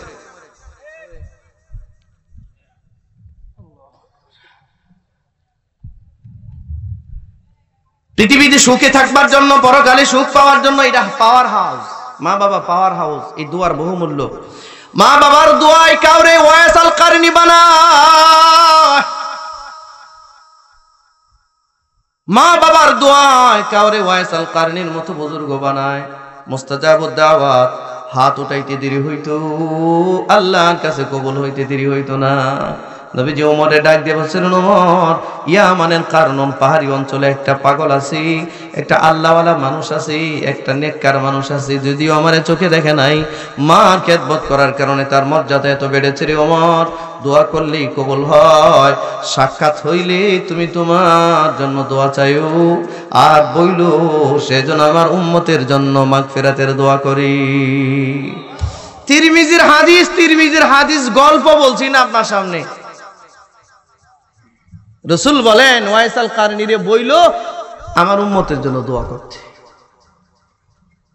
ওমর বলেন, হুজুর ব্যাপার বুঝলাম না, আমি সাহাবী, আমি আপনার শ্বশুর, আমি কাতিবুল ওহী, আমার জান্নাতের সনদ আছে, দোয়া না কোনি চাইবো আমার কাছে, আপনি তো উল্টা কোন তার কাছে দোয়া চাইতে। রাসূল বলেন, হ্যাঁ জানো না তার দাম কত? তার মানে এইটা না যে সাহাবীর চেয়ে বেশি দাম। রাসূল এটা বুঝাচ্ছেন যে মার খেদমত করতে করতে করতে করতে তার জবান এত দামি হয়েছে, মার দোয়া সাথে থাকার কারণে হাতটা উঠাইতে দেরি হয়, কবুল হইতে দেরি হয় না। আর মা বাবার সাথে বিয়াদবি করার কারণে সাহাবী হওয়ার পরেও মরণের সময় কালিমা নসিব হয় না। আলকামার বিবি, সাহাবী, নবীর সাহাবী আলকামা, আলকামা রাদিয়াল্লাহু তাআলা আনহুর বিবি একদিন আসছে রাসূলকে বলছে, হুজুর আলকামা মরার পথে, বিশ্রী হয়ে গেছে চেহারাটা, বিক্ষিপ্ত হয়ে গেছে, কালিমা পড়তে পারছে না, বকাঝকা করতেছে, নিকৃষ্ট ভাষা ব্যবহার করতেছে। আল্লাহ নবী হযরতে আলীকে আর হযরতে বেলালকে পাঠালেন, যাও আলকামার কানের কাছে গিয়ে কালিমার তালকিন দাও। হযরতে বেলাল ডাক দিয়ে সে রাসূলকে বলেন, হুজুর যতবার কালিমা পড়তেছি আলকামা আরো বেশি বিশ্রী ভাষায় গালাগালি করতেছে, চেহারা বিকৃত হয়ে যাচ্ছে, আলকামার কানে কালিমার আওয়াজ যাচ্ছে না। আল্লাহ নবী বললেন, আলকামার মা বাবা কেউ জীবিত আছে কিনা নিয়ে আসো। নিয়ে আসা হলো মারে। আল্লাহ নবী বললেন, আপনার ছেলে আলকামা কেমন মানুষ? মা বলেন, অনেক ভালো মানুষ। এমন কোন জিহাদ নাই যে জিহাদে আপনার সাথে আলকামা অংশগ্রহণ করে নাই। গাজওয়া বলেন আর সারিয়া বলেন, সব জিহাদে গেছে। আমার ছেলে অনেক দানশীল, আপনি কোথাও চাইছেন আমার ছেলে দেয় নাই এমন নাই, আমার ছেলে খুবই পরহেজগার, কোনোদিন নামাজ ছাড়ে নাই। আল্লাহ রাসূল বলেন, কেমন জানি আপনার কথাগুলোর মধ্যে কিছু একটা লুকায়িত আছে। আপনি কি জানেন আপনার আলকামার এখন অবস্থা কি? বলে না জানি না। কোথায় থাকেন? অন্য বাড়ি থাকি। মা অন্য বাড়ি থাকবে কেন? মা অন্য জায়গায় থাকবে কেন? ওই গুলশান, বনানী, ধানমন্ডি, বাড়িদারা, বাড্ডায় যান। অক্সফোর্ড থেকে, হার্ভার্ড থেকে, ক্যামব্রিয়ান থেকে ডক্টরেট ডিগ্রি নিয়ে এসেছে, পিএইচডি করে এসেছে। তার বাড়িতে তার গাড়ির ড্রাইভার থাকার জায়গা হয়, বাড়ির চাকর বাকরের থাকবার জায়গা হয়, তার কাজের বুয়া থাকবার জায়গা হয়, এমনকি বিদেশি কুত্তা থাকার জায়গা হয়। জায়গা হয় না শুধু মার। কথা বলেন না? মা বাপরে নিয়ে রেখে আসছে ওই গাজীপুর বৃদ্ধাশ্রমে। বাংলাদেশে প্রত্যেকটা জেলা থেকে থানা, থানা থেকে গ্রাম, গ্রাম ইউনিয়ন পর্যন্ত খুঁজেন তো একজন আলেমের মা বাপকে আপনি বৃদ্ধাশ্রমে পাবেন কিনা? যদি সৎ সাহস থাকে একটু খুঁজেন। একটা প্রমাণ যদি দিতে পারেন আপনার আমি 50,000 টাকা পুরস্কার দেব। কিন্তু আপনি কতজন ডাক্তারের মা বাপকে বৃদ্ধাশ্রমে দেখতে চান? অজস্র। কতজন ইঞ্জিনিয়ারের মা বাপকে আপনি এই বৃদ্ধাশ্রমে দেখতে চান? সচিব, উপসচিবদের মা, বড় বড় কর্মকর্তাদের মা বাপ বৃদ্ধাশ্রমে পড়ে আছে, কতজন দেখতে চান? অভাব নয়। আমাদের মাদ্রাসাগুলো এই দেশে কিছুই যদি দিতে না পারি উম্মতকে, কিন্তু অন্তত এতটুক দিছে যে তুমি তোমার মাকে বাবারে বৃদ্ধাশ্রমে পাঠাও না, এটা দিছে। বলছে যে তোমার মার পায়ের নিচে তোমার জান্নাত। সুবহানাল্লাহ। মার খবর নাই, বাবার খবর নাই, বন্ড বাবার কাছে গেছে গরু নিয়া, ছাগল নিয়া। ও কপাল পোড়া, ও কপাল পোড়া। একটা লোকের দাড়ি নাই, সে কেমনে তোমার পীর হয়? নবীর একটা দাইমি সুন্নাত দাড়ি রাখা, এইটাই যার মধ্যে নাই, সে কিভাবে সে পীর হয়? বন্ডের পিছনে তো বন্ড ছাড়া আর কেউ যায় না, ঠিক কিনা জুড়ে বলে? মুসলমান ভাইরা আমার, যাই হোক, মা বাবার খেদমতটা, মা বাবার সাথে ইহসান করা, এটা পারিবারিক ইবাদত। মনে রাখবেন, কোন সন্তানের উপরে যদি মা বাবা ন্যায় সঙ্গত কারণে অসন্তুষ্ট থাকে, তার ব্যক্তিগত ইবাদত আল্লাহর কাছে কবুল হয় না। কথাটাকে আমি বুঝাইতে পারতেছি? নামাজ রোজা তার ব্যক্তিগত ইবাদত, কিন্তু এটা ডিপেন্ড করে তার মা বাবা তার উপরে সন্তুষ্ট আছে কিনা। আল্লাহ বুঝার তৌফিক দান করেন। রাগ করতেছেন? আল্লাহ আপনি বুঝার তৌফিক দান করেন। 2 নম্বর আল্লাহ তাআলা বলেন, 3 নম্বর আল্লাহ তাআলা বলেন ওয়াবিদিল কুরবা, এটা 3 নম্বর ইবাদত, এটাও পারিবারিক ইবাদত। রাসূল বলেন, আল্লাহ বলেন, তোমার আত্মীয়তার সম্পর্কের উপরে ইহসান করো। মা বাবার উপরে যেমন ইহসান করবা, দয়া করবা, আত্মীয়তার সম্পর্কের উপরে দয়া করো। কেমন দয়া আপনি করলেন? আপনি বড় ভাই ছোট ভাইয়ের জায়গা মেরে দিয়েছেন 5 কাটা। কথা কন না? নাই? বড় ভাই ছোট ভাইয়ের জায়গা মেরে দিয়েছে 5 কাটা। একটা মাস্টার, 3টা ভাই, একটা শিক্ষিত, বাকি 2টা অশিক্ষিত। এই শিক্ষিতটা বাকি 2টা মেরে দিছে, সব লিখে নিয়ে গেছে রেকর্ড করে। আছে না এরকম? এই ভাই, এরকম দৃষ্টান্ত নাই? কি পরিমাণে সেই ইনসাফটা করছে! নিজের ভাইয়ের সম্পদ মারছে, প্রতিবেশীর সম্পদ মেরেছে। আর মাশাআল্লাহ, ক্ষেতের আইল কাটবার মহামনসির তো অভাবই নাই। ক্ষেতের আইল বুঝেনি? ক্ষেতের সীমানারে কি বলে? হ্যাঁ, ক্ষেতের আইল বুঝছেন? ক্ষেতের আইল কাটবার মতো বুজুর্গ নাই? দেখবেন, ওই উইটেন না কেউ উইটেন না। প্রস্রাব করা থাকলে চাচা মুরব্বীরা বসা, তো অনেকক্ষণ যাবত বসা, কেউ যদি পেশাব করেন পেশাব করে আসেন, অসুবিধা নেই, অসুবিধা নেই। অনেকক্ষণ যাবত বসা তো, মুরব্বী মানুষ, অনেকে ডায়াবেটিস আছে। যদি সমস্যা হয় আঙ্গুল একটা দেখায় যায়,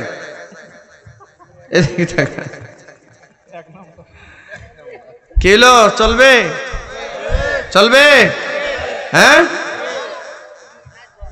একেবারে লেংটি দিয়া খুশু খুজুর সহিত ক্ষেতের আইল কাটে। আজ থেকে 10-20 বছর আগে যে ক্ষেতের আইলটা দিয়া 10-12 জন মানুষ হাঁটতে যেতে পারতো, এখন মানুষ তো দূরের কথা, একটা কুত্তার বাচ্চা হাঁটতে যেতে পারে না। মানে একেবারে খুশু খুজুর সহিত কাটছে, দুনো দিক দিয়ে কাটছে। আমাদের দেশের মানুষ, এই এদিকে, আমাদের দেশের মানুষ আমরা যতটুক খুশু খুজুর সহিত ক্ষেতের আইল কাটি, গিবত করি, শেকায়েত করি আর বিড়ি টানি, এতটুক খুশু খুজুর সহিত যদি 2 রাকাত নামাজ পড়তাম, আমরা ওলি হয়ে যেতাম। ঠিক, আপনি বললেও ঠিক, না বললেও ঠিক। তার চেয়ে জোরে সরে বলেন ঠিক কিনা? আমাদের মতো একটা গরিব দেশে প্রতি মাসে 1,500 কোটি টাকার বিড়ি খায় এই দেশের মানুষ। বাতাসে 1,500 কোটি টাকা উড়াই দিছে, বাতাসে উড়াই লাইছে। 1,500 কোটি টাকা মৌলবীরা শেষ করে? একজন আলেম খুঁজে পাইবেন যে বিড়ি টান দিছে? বিবিসির সমীক্ষা বলেছে, বাংলাদেশে প্রত্যেক মাসে 1 তারিখ টু 1 তারিখ পর্যন্ত এই দেশের মানুষ 1,500 কোটি টাকার বিড়ি খায়। হ্যাঁ মিয়া, 1,500 কোটি টাকা আপনি যদি গণেন 1 বছর লাগবে, হাত ভাঙ্গে যাইব। 1.5 কোটি না, 1,500 কোটি। আর 1-2 হাজার বাড়লে পদ্মা সেতুর মতো ব্রিজ হয়। কি সুন্দর রাষ্ট্র এটা। আর বিড়িটা সে যখন যেই মনোযোগ সহকারে টান দেয়, আপনাদের কি মনে হয় যে এই মনোযোগ সহকারে 2 রাকাত নামাজ কোনোদিন পড়ছে? পড়লে তো ওলি হয়ে যেত।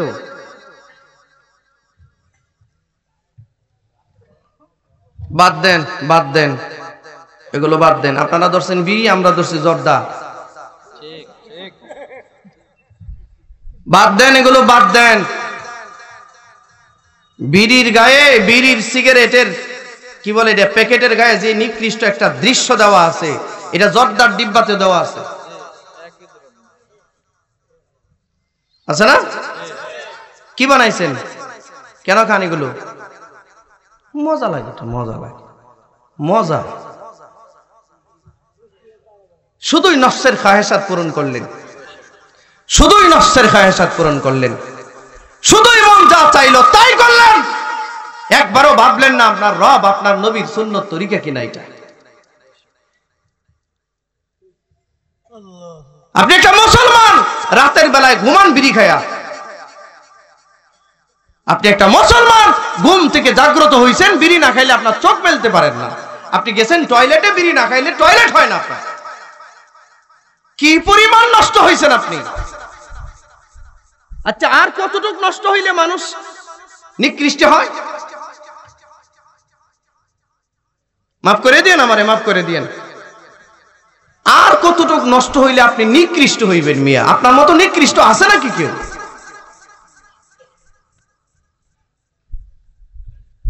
রাসূল বলেছেন, একটা মানুষ যেই হালতে মারা যায়, এই হালতে কবর থেকে উঠবে। বিড়ি খায়া যে ঘুমায় গেলেন, আপনি জানেন না কত মানুষ ঘুমের ঘরে শেষ হয়ে গেছে? আপনি নিজেরে দাবি করেন রাসূলের আশিক, নবী আপনার কলিজার টুকরা দাবি করেন। এই বুঝি নবী কলিজার টুকরা? আপনার নবী বিড়ি খায়া ঘুমাইতো?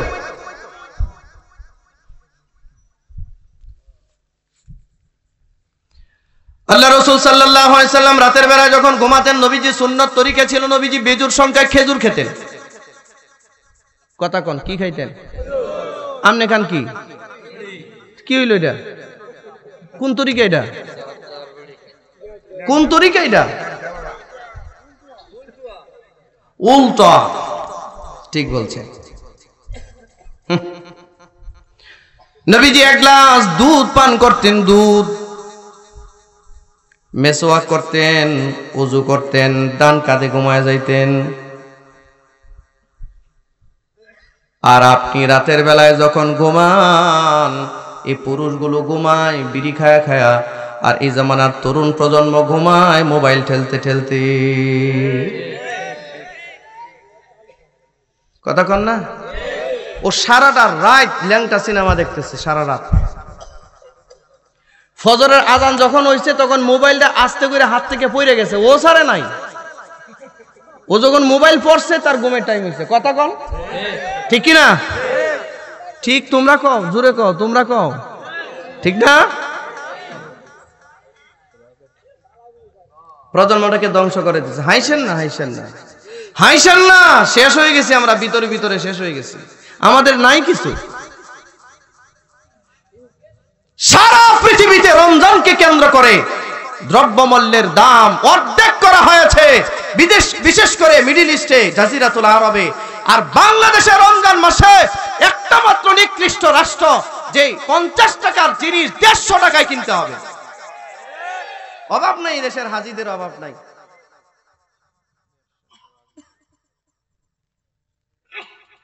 বাংলাদেশের রমজানের জিনিসের দাম, রমজান তো দূরের কথা, এখনো তো বেড়ে গেছে। চুলার কি দাম, চিনির কি পরিমাণ দাম বাড়তেছে। আর আমরাও তো চুলা না হইলে, চিনি না হইলে, বেগুনি না হইলে তো রোজাই হয় না আমাদের। এটা শুধুমাত্র নফসের খায়াসাত। নবীজি ইফতার করতেন 1 গ্লাস পানি, খেজুর। হ্যাঁ, আপনার যদি তৌফিক থাকে আপনি খান, কিন্তু চুলা দিয়েই ইফতার করতে হবে। আপনার বেগুনি লাগবেই আমার। কেন? আপনাদের কারণে অসাধু ব্যবসায়ীরা এই কাজগুলো করার সাহস পায়। রাগ করলেন, আল্লাহ আপনি মাফ করেন। অদুনিয়ার মুসলমানেরা ভাইয়ের হক মেরে দিয়েছে, বোনের হক মেরে দিয়েছে। বোনের হক মারছে তো মারছেই, আবার বলে কি সাবধান বাবার সম্পদের অংশ নিতে নাই, অংশ নিলে বংশ থাকে না।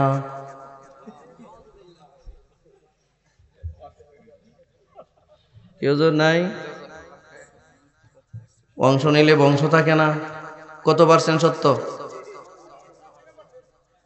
না 100% মিথ্যা?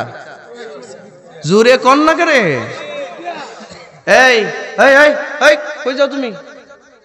এক নাম্বার, তুমি তো বুড়া না, একটু চাপ চুপ দিয়ে বৈশা থাকতা। আর এটা সমস্যা না, এটা তো আর অংশের সময় হেন আসে নাই।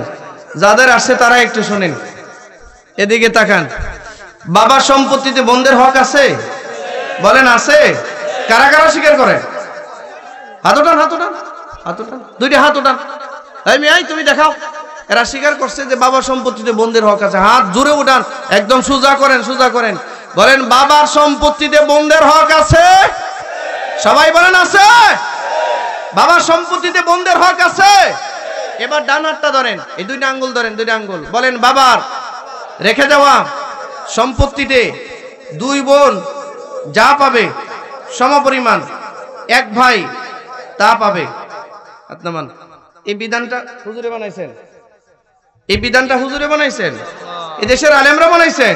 আরে বাবা, কোরআন মাজিদে যে আল্লাহ নামাজের হুকুম দিয়েছেন, কোরআন মাজিদে যে আল্লাহ রোজার হুকুম দিয়েছেন, কোরআন মাজিদে যে আল্লাহ যাকাতের হুকুম দিয়েছেন, কোরআন মাজিদে ফারাইজের বন্টনের হিসাবটা ওই আল্লাহ ফরজ করেছেন। এটা পারিবারিক ইবাদত। আপনি সম্পূর্ণ নাকুস না শরীক করে দিয়েছেন বোনদেরকে। আর এমন বাবা আছে খুব স্মার্কা বাবা, ছেলেদেরকে সব সম্পদ লিখে দিয়ে দিছে, মেয়েদেরকে 1% দেয় নাই। মরার আগে কয় দোয়া দিয়ে দিলাম তোমরা, দোয়া। এর মতো খবিসের দোয়া, এর মতো জালিমের দোয়া কবুল হবে হুজুর বলেন? আপনারা এত জুলুম করছে মেয়েদের উপরে, কথা বলেন না কেন? এত অন্যায়কারী, জুলুমকারী, জালিমের দোয়া কবুল হয় না তো আল্লাহর কাছে। দোয়া তো কবুল হয় মাজলুমের।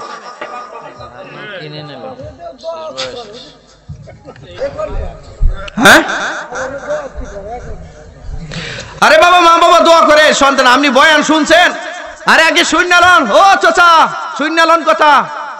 আপনি যদি আপনার মেয়ের হক নষ্ট করে থাকেন আর মেয়ের ডাকে না বলেন যে তোর জন্য দোয়া দিলাম, সম্পদ দিলাম না, আপনার দোয়া কবুল হবে না।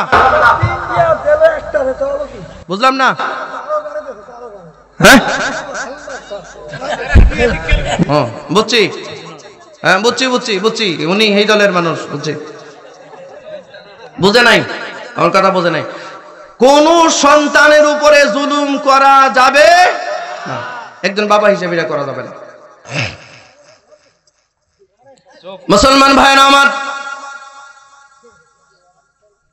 ভাই বোনকে এসে বলে আত্মীয়তার সম্পর্ক নষ্ট করে দিয়ে বলে আসতে তো দেই না।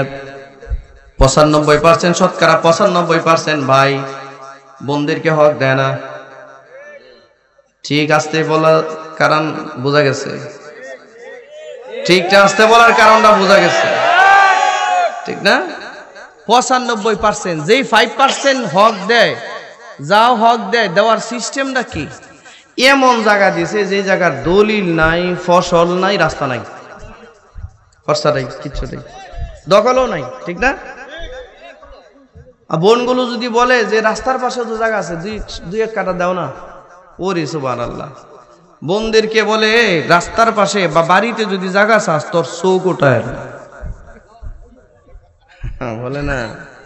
বোন বাগনিরা তারায়া দৌড়াইছে, উনি ইবাদত করি ইবাদত।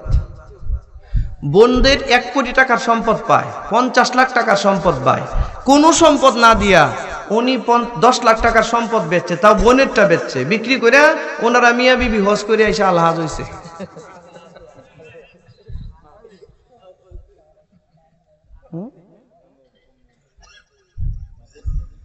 মসজিদে 50,000 1 লাখ টাকা দিয়া দাতা হয়েছে, এলাকার মানুষ তারা ফেরেশতা হিসেবে জানে, আল্লাহ কি জানে? উনি মসজিদে বসে তসবিহ হবে আর বোন বাড়িতে থেকে বলে আল্লাহ যে আমার বাবার সম্পদ থেকে আমারে বঞ্চিত করছে, আপনি ওরে আপনার রহমত থেকে বঞ্চিত করেন। কারটা কবুল হবে? বোনেরটা কবুল হবে। কার দোয়া কবুল হবে? বোনের দোয়া কবুল। মুসলমান ভাইয়েরা আমার, বোনদের ব্যাপারে ইহসান করুন। ইহসান, সম্পদ মেরে দেন না, এটা বান্দার হক নষ্ট করলেন আপনি। ভাইয়ের সম্পদ মেরে দিয়েন না, ভাইয়ের হক নষ্ট করলেন। হুনাইনের যুদ্ধের পরে আল্লাহ রাসূল সাল্লাল্লাহু আলাইহি ওয়াসাল্লামের কাছে একজন মহিলা সাক্ষাৎ করার জন্য সাহাবায়ে কেরামদেরকে বলতেছে, খুব খেয়াল করেন, খুব খেয়াল করেন। গাজওয়ায়ে হুনাইনের যুদ্ধ সমাপ্ত হওয়ার পরে যত যুদ্ধবন্দী ছিল, ওই যুদ্ধবন্দীদের ভিতরে একজন মহিলা দাঁড়ায় সাহাবীদেরকে বলতেছে, এই মুহাম্মাদের সাহাবীরা, তোমরা মুহাম্মদকে গিয়া বলো আমার একটু মুহাম্মাদের সাথে সাক্ষাৎ করতে চাই, তার সাথে আমার কিছু কথা আছে। তায়েফের বাসিন্দা 30,000 কাফের আসছে মুসলমানদেরকে মারতে, আর নবীজির সাথে ফতে মক্কার সময় 10,000, মুসলিম 2,000, মোট 12,000। 12,000 বেশি না 30,000 বেশি? এই 30,000-এর বিরুদ্ধে মক্কার বাইরে আপনার তায়েফ আর মক্কার মাঝখানে হুনাইন নামক একটা জায়গা আছে, এই জায়গাতে মোকাবিলা হয়েছে। এই জায়গার ঘটনা গাজওয়ায়ে হুনাইনের আলোচনা কোরআন মাজিদে আল্লাহ তাআলা করেছেন। ও আমার ভাইরা, ওই গাজওয়ায়ে হুনাইনের পরে এই মহিলা দাবি করতেছে, বলতেছে, যাও তোমরা গিয়া মুহাম্মদকে বলো তার সাথে আমার আত্মীয়তার সম্পর্ক আছে, আমি তার সাথে কথা বলতে চাই। অথচ এই মহিলা আসছে তায়েফবাসীর পক্ষে, নবীর বিরুদ্ধে যুদ্ধ করতে। কার বিরুদ্ধে? এখন বলতেছে যে মুহাম্মদকে গিয়া বলো সে আমার আত্মীয় হয়, আমি তার সাথে কথা বলবো। সাহাবীরা মনে করছে মহিলার মনে হয় মাথার তারটার ছিঁড়ে গেছে, গ্রেফতার হয়েছে তো, আসামি তো না, গুরুত্ব দেয় না। মহিলা বারবার ডাকে, চিৎকার করে, চেঁচামেচি করে, এই তোমরা আমাকে নিয়ে যাও না কেন মুহাম্মাদের কাছে, আমি মুহাম্মদ সাল্লাল্লাহু আলাইহি ওয়াসাল্লামের সাথে দেখা করতে চাই। একজন সাহাবী রাসূলের কাছে গিয়া বলেন, ইয়া রাসূলুল্লাহ, যুদ্ধবন্দী মহিলাদের ভিতরে একটা মহিলা দাবি করতেছে তার সাথে নাকি আপনার আত্মীয়তার সম্পর্ক আছে, সে আপনার সাথে মোলাকাত চায়, সাক্ষাৎ করতে চায়, আমরা কি তারে নিয়ে আসবো কিনা? আল্লাহর নবী বলেন, আত্মীয়তার সম্পর্ক? কি বলো? আমার জীবনে তো কোনো আত্মীয়র সাথে এরকম সম্পর্ক খারাপ আমার হয়েছে না, যাও নিয়ে আসো।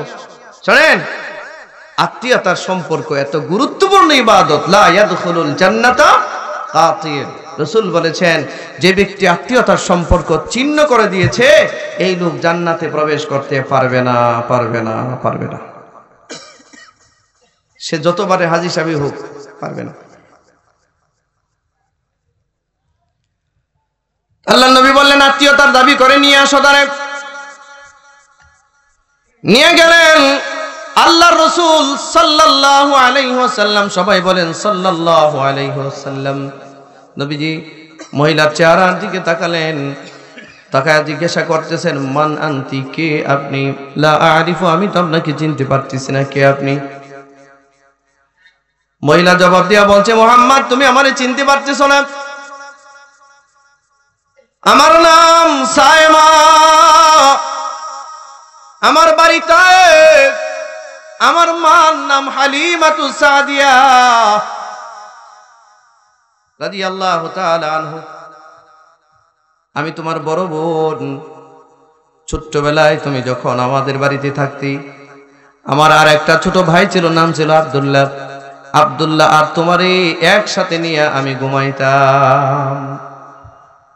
এই যে তোমার কপাল, এই যে তোমার নাক, ঠোঁট, গাল, এগুলোর মধ্যে আমি সায়মার হাজার হাজার চুমা আছে। আল্লাহু আকবার বলেন। ও মুহাম্মদ, ছোট্টবেলা আমাদের বাড়িতে যে 2 বছর তুমি ছিলে, আমার মার বুকের দুধ পান করেছিলে, এই সময় তোমারে আমি কোলে রাখতাম, কোলে রেখে ঘুম পাড়ানোর গান গাইতাম। মরুভূমিতে যখন ছাগল চড়াইতাম, তোমারে আমি কোলে নিয়ে নিয়ে নিয়ে নিয়ে যাইতাম। নবীজির মনে হয়ে গেছে আল্লাহর নবী বসা ছিলেন, লাভ দিয়া নবীজি দাঁড়ায় গেছে। লাভ দিয়া দাঁড়ায় আল্লাহর নবী সায়মার কাছে গিয়া কপালে একটা চুমা দিছে। চুমা দিয়ে কান্না শুরু করছেন আর বলতেছেন, বোন মা কেমন আছে মা? এ ভাই, নিজের মার মর্যাদা আর দুধ মার মর্যাদা কিন্তু সমান। নিজের বোন আর দুধ বোন কিন্তু সমান অধিকার। নিজের বোনের সাথে যেমন পর্দা করার লাগে না, দুধ বোনের সাথেও পর্দা করা লাগে না। রাসূল বলেন, বোন আমার মা কেমন আছে বলেন? সায়ামা বলতেছে, ও মুহাম্মদ, মা তো বহুত আগে মারা গেছেন। প্রায় প্রায় শুনতাম মা তোমার নাম বলে অনেক আফসোস করত। ভাই বোনের পরিচয়, আবেগ, কান্না শুরু হয়ে গেছে। আল্লাহ রাসূল সাল্লাল্লাহু আলাইহি সাল্লামের গায়ে একটা চাদর ছিল, চাদরটারে দুইটা ভাগ করছেন।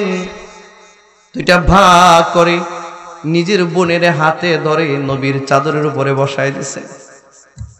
সুবহানাল্লাহ বলতেন না? যেই নবীর পায়ের ধুলির কোন স্পর্শ পাওয়ার জন্য আরশের ফেরেশতারা অপেক্ষা করে, এই নবীর দেহ মোবারকের চাদর খুলে নিজের বোনেরে বসায় দিয়েছেন।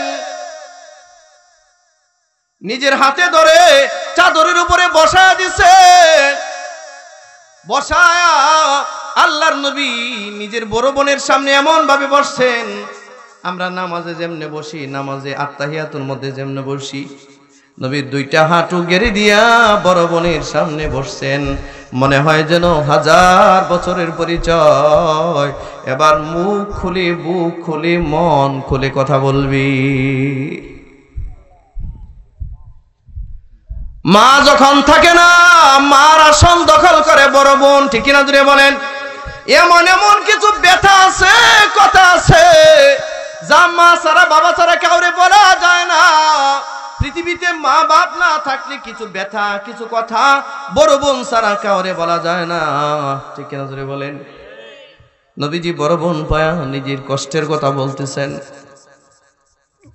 সায়ামা শুনতেছে, দুই ভাই বোন কান্না করতেছে। 12,000 সাহাবী একেবারে কিংকর্তব্য বিমূঢ় হয়ে গেছে। ব্যাপারটা বুঝলাম না। একটা মহিলা রাহমাতাল লিল আলামিনের পবিত্র চাদরের উপরে বসে গেছে। নবী আবার তার কাছে গিয়া কথা বলতেছেন, এত মর্যাদা। সাহাবীরা বুঝতে পারতেছেন না ঘটনাটা কি। সুবহানাল্লাহ। এই আপনারা বলেন, এই সায়ামা নবীর পক্ষে যুদ্ধ করতে আসছে না নবীর বিপক্ষে? কথা বলেন, পক্ষে না বিপক্ষে? নবীরে মারতে আসছে, শত্রু। কিন্তু যুদ্ধের ময়দানে পরিচয় পাইছে, এটা আমার দুধ বোন। রাসূল বলেন, এখন আর শত্রু না, গলায় নবী বুকে টানিয়ে দিছে নিজের বোনেরে। আপনি আপনার বোনরে 10 বছর যাবত বাড়ি ছাড়া করছেন, একটা দিনও ফোন দেন না, বাড়িতেও আসতে দেন না।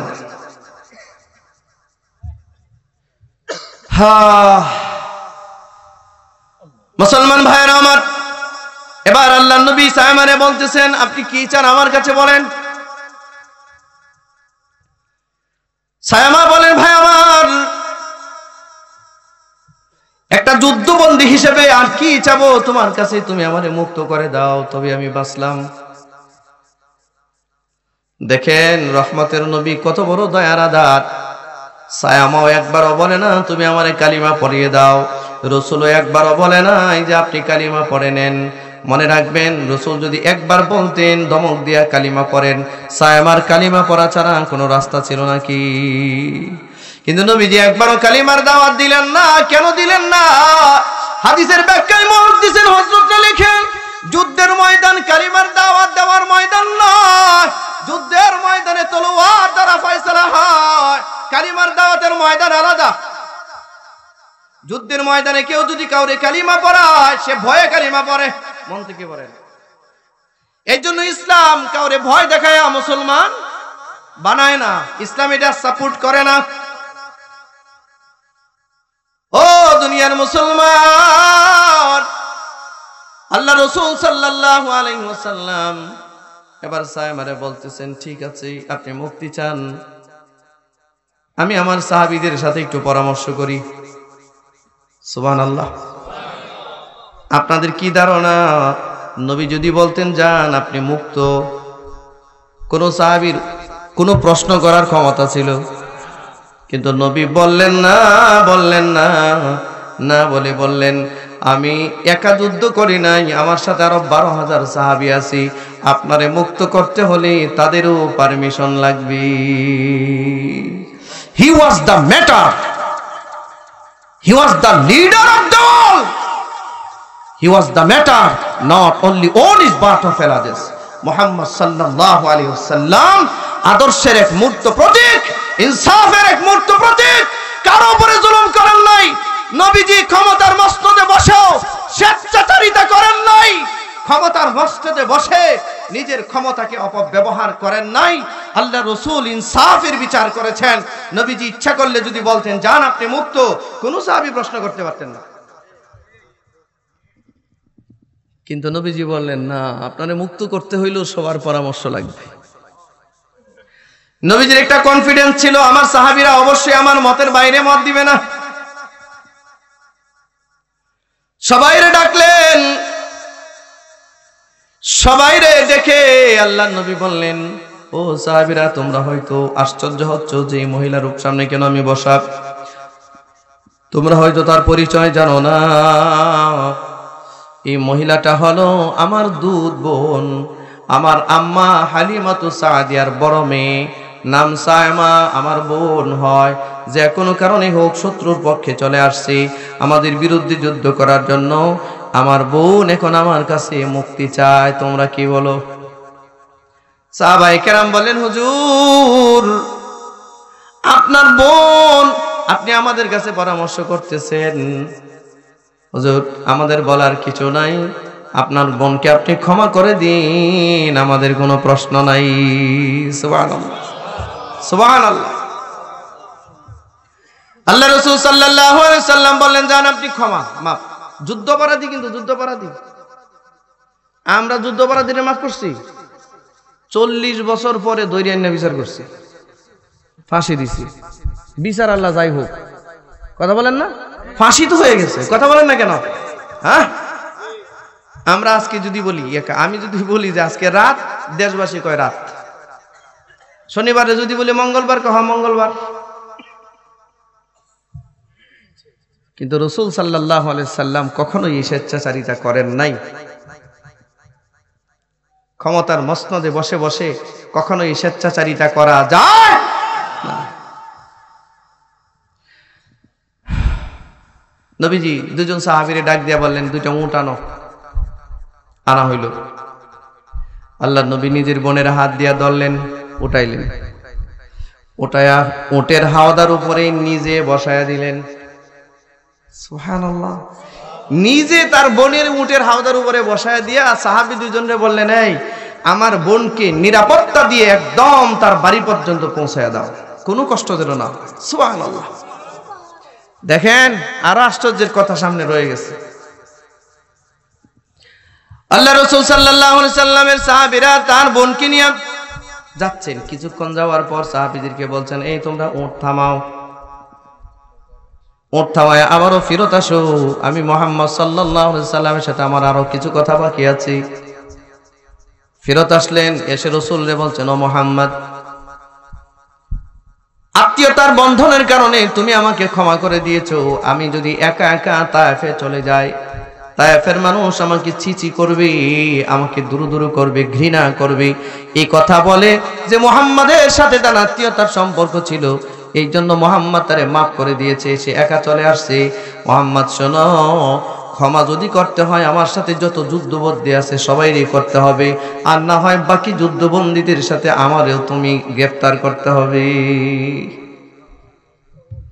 আচ্ছা বলেন তো আমরা কি করতাম এই কথা বললে? বোনে মায়েরও দিতাম, দিয়া বলতাম নিজের জান বাঁচান, তো ঠিক না? জান নিজের জান বাঁচান। ফতোয়া তো একটা শিখছি, জান বাঁচানি ফরজ।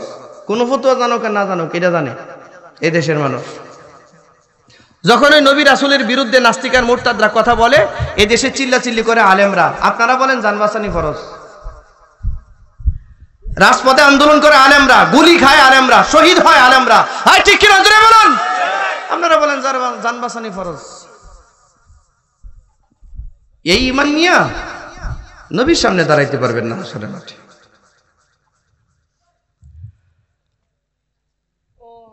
মুসলমান ভাইরা আমার, আল্লাহ রাসূল সাল্লাল্লাহু আলাইহি ওয়াসাল্লাম বললেন, কি চান?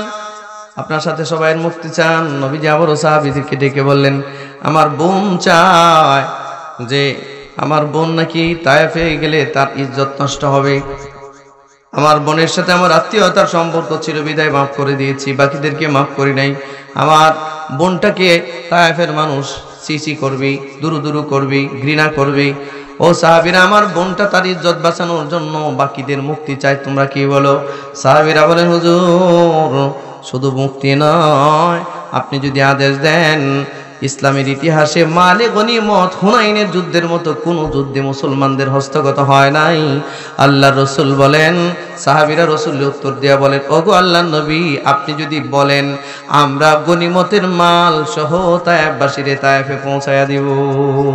আল্লাহু আকবার বলেন। গনিমতের মাল সহ ফেরত দিব, আপনি আদেশ দিলেই হবে। মহব্বত। এই সাহাবীদেরকে নিয়ে এখন সমালোচনা করে এই জামানা। এইরকম সাহাবীদেরকে নিয়ে এই জামানায় সমালোচনা করে, বলে সাহাবায়ে কেরাম সত্যের মাপকাঠি না, মিয়ারে হক না। কি আশ্চর্যের ব্যাপার!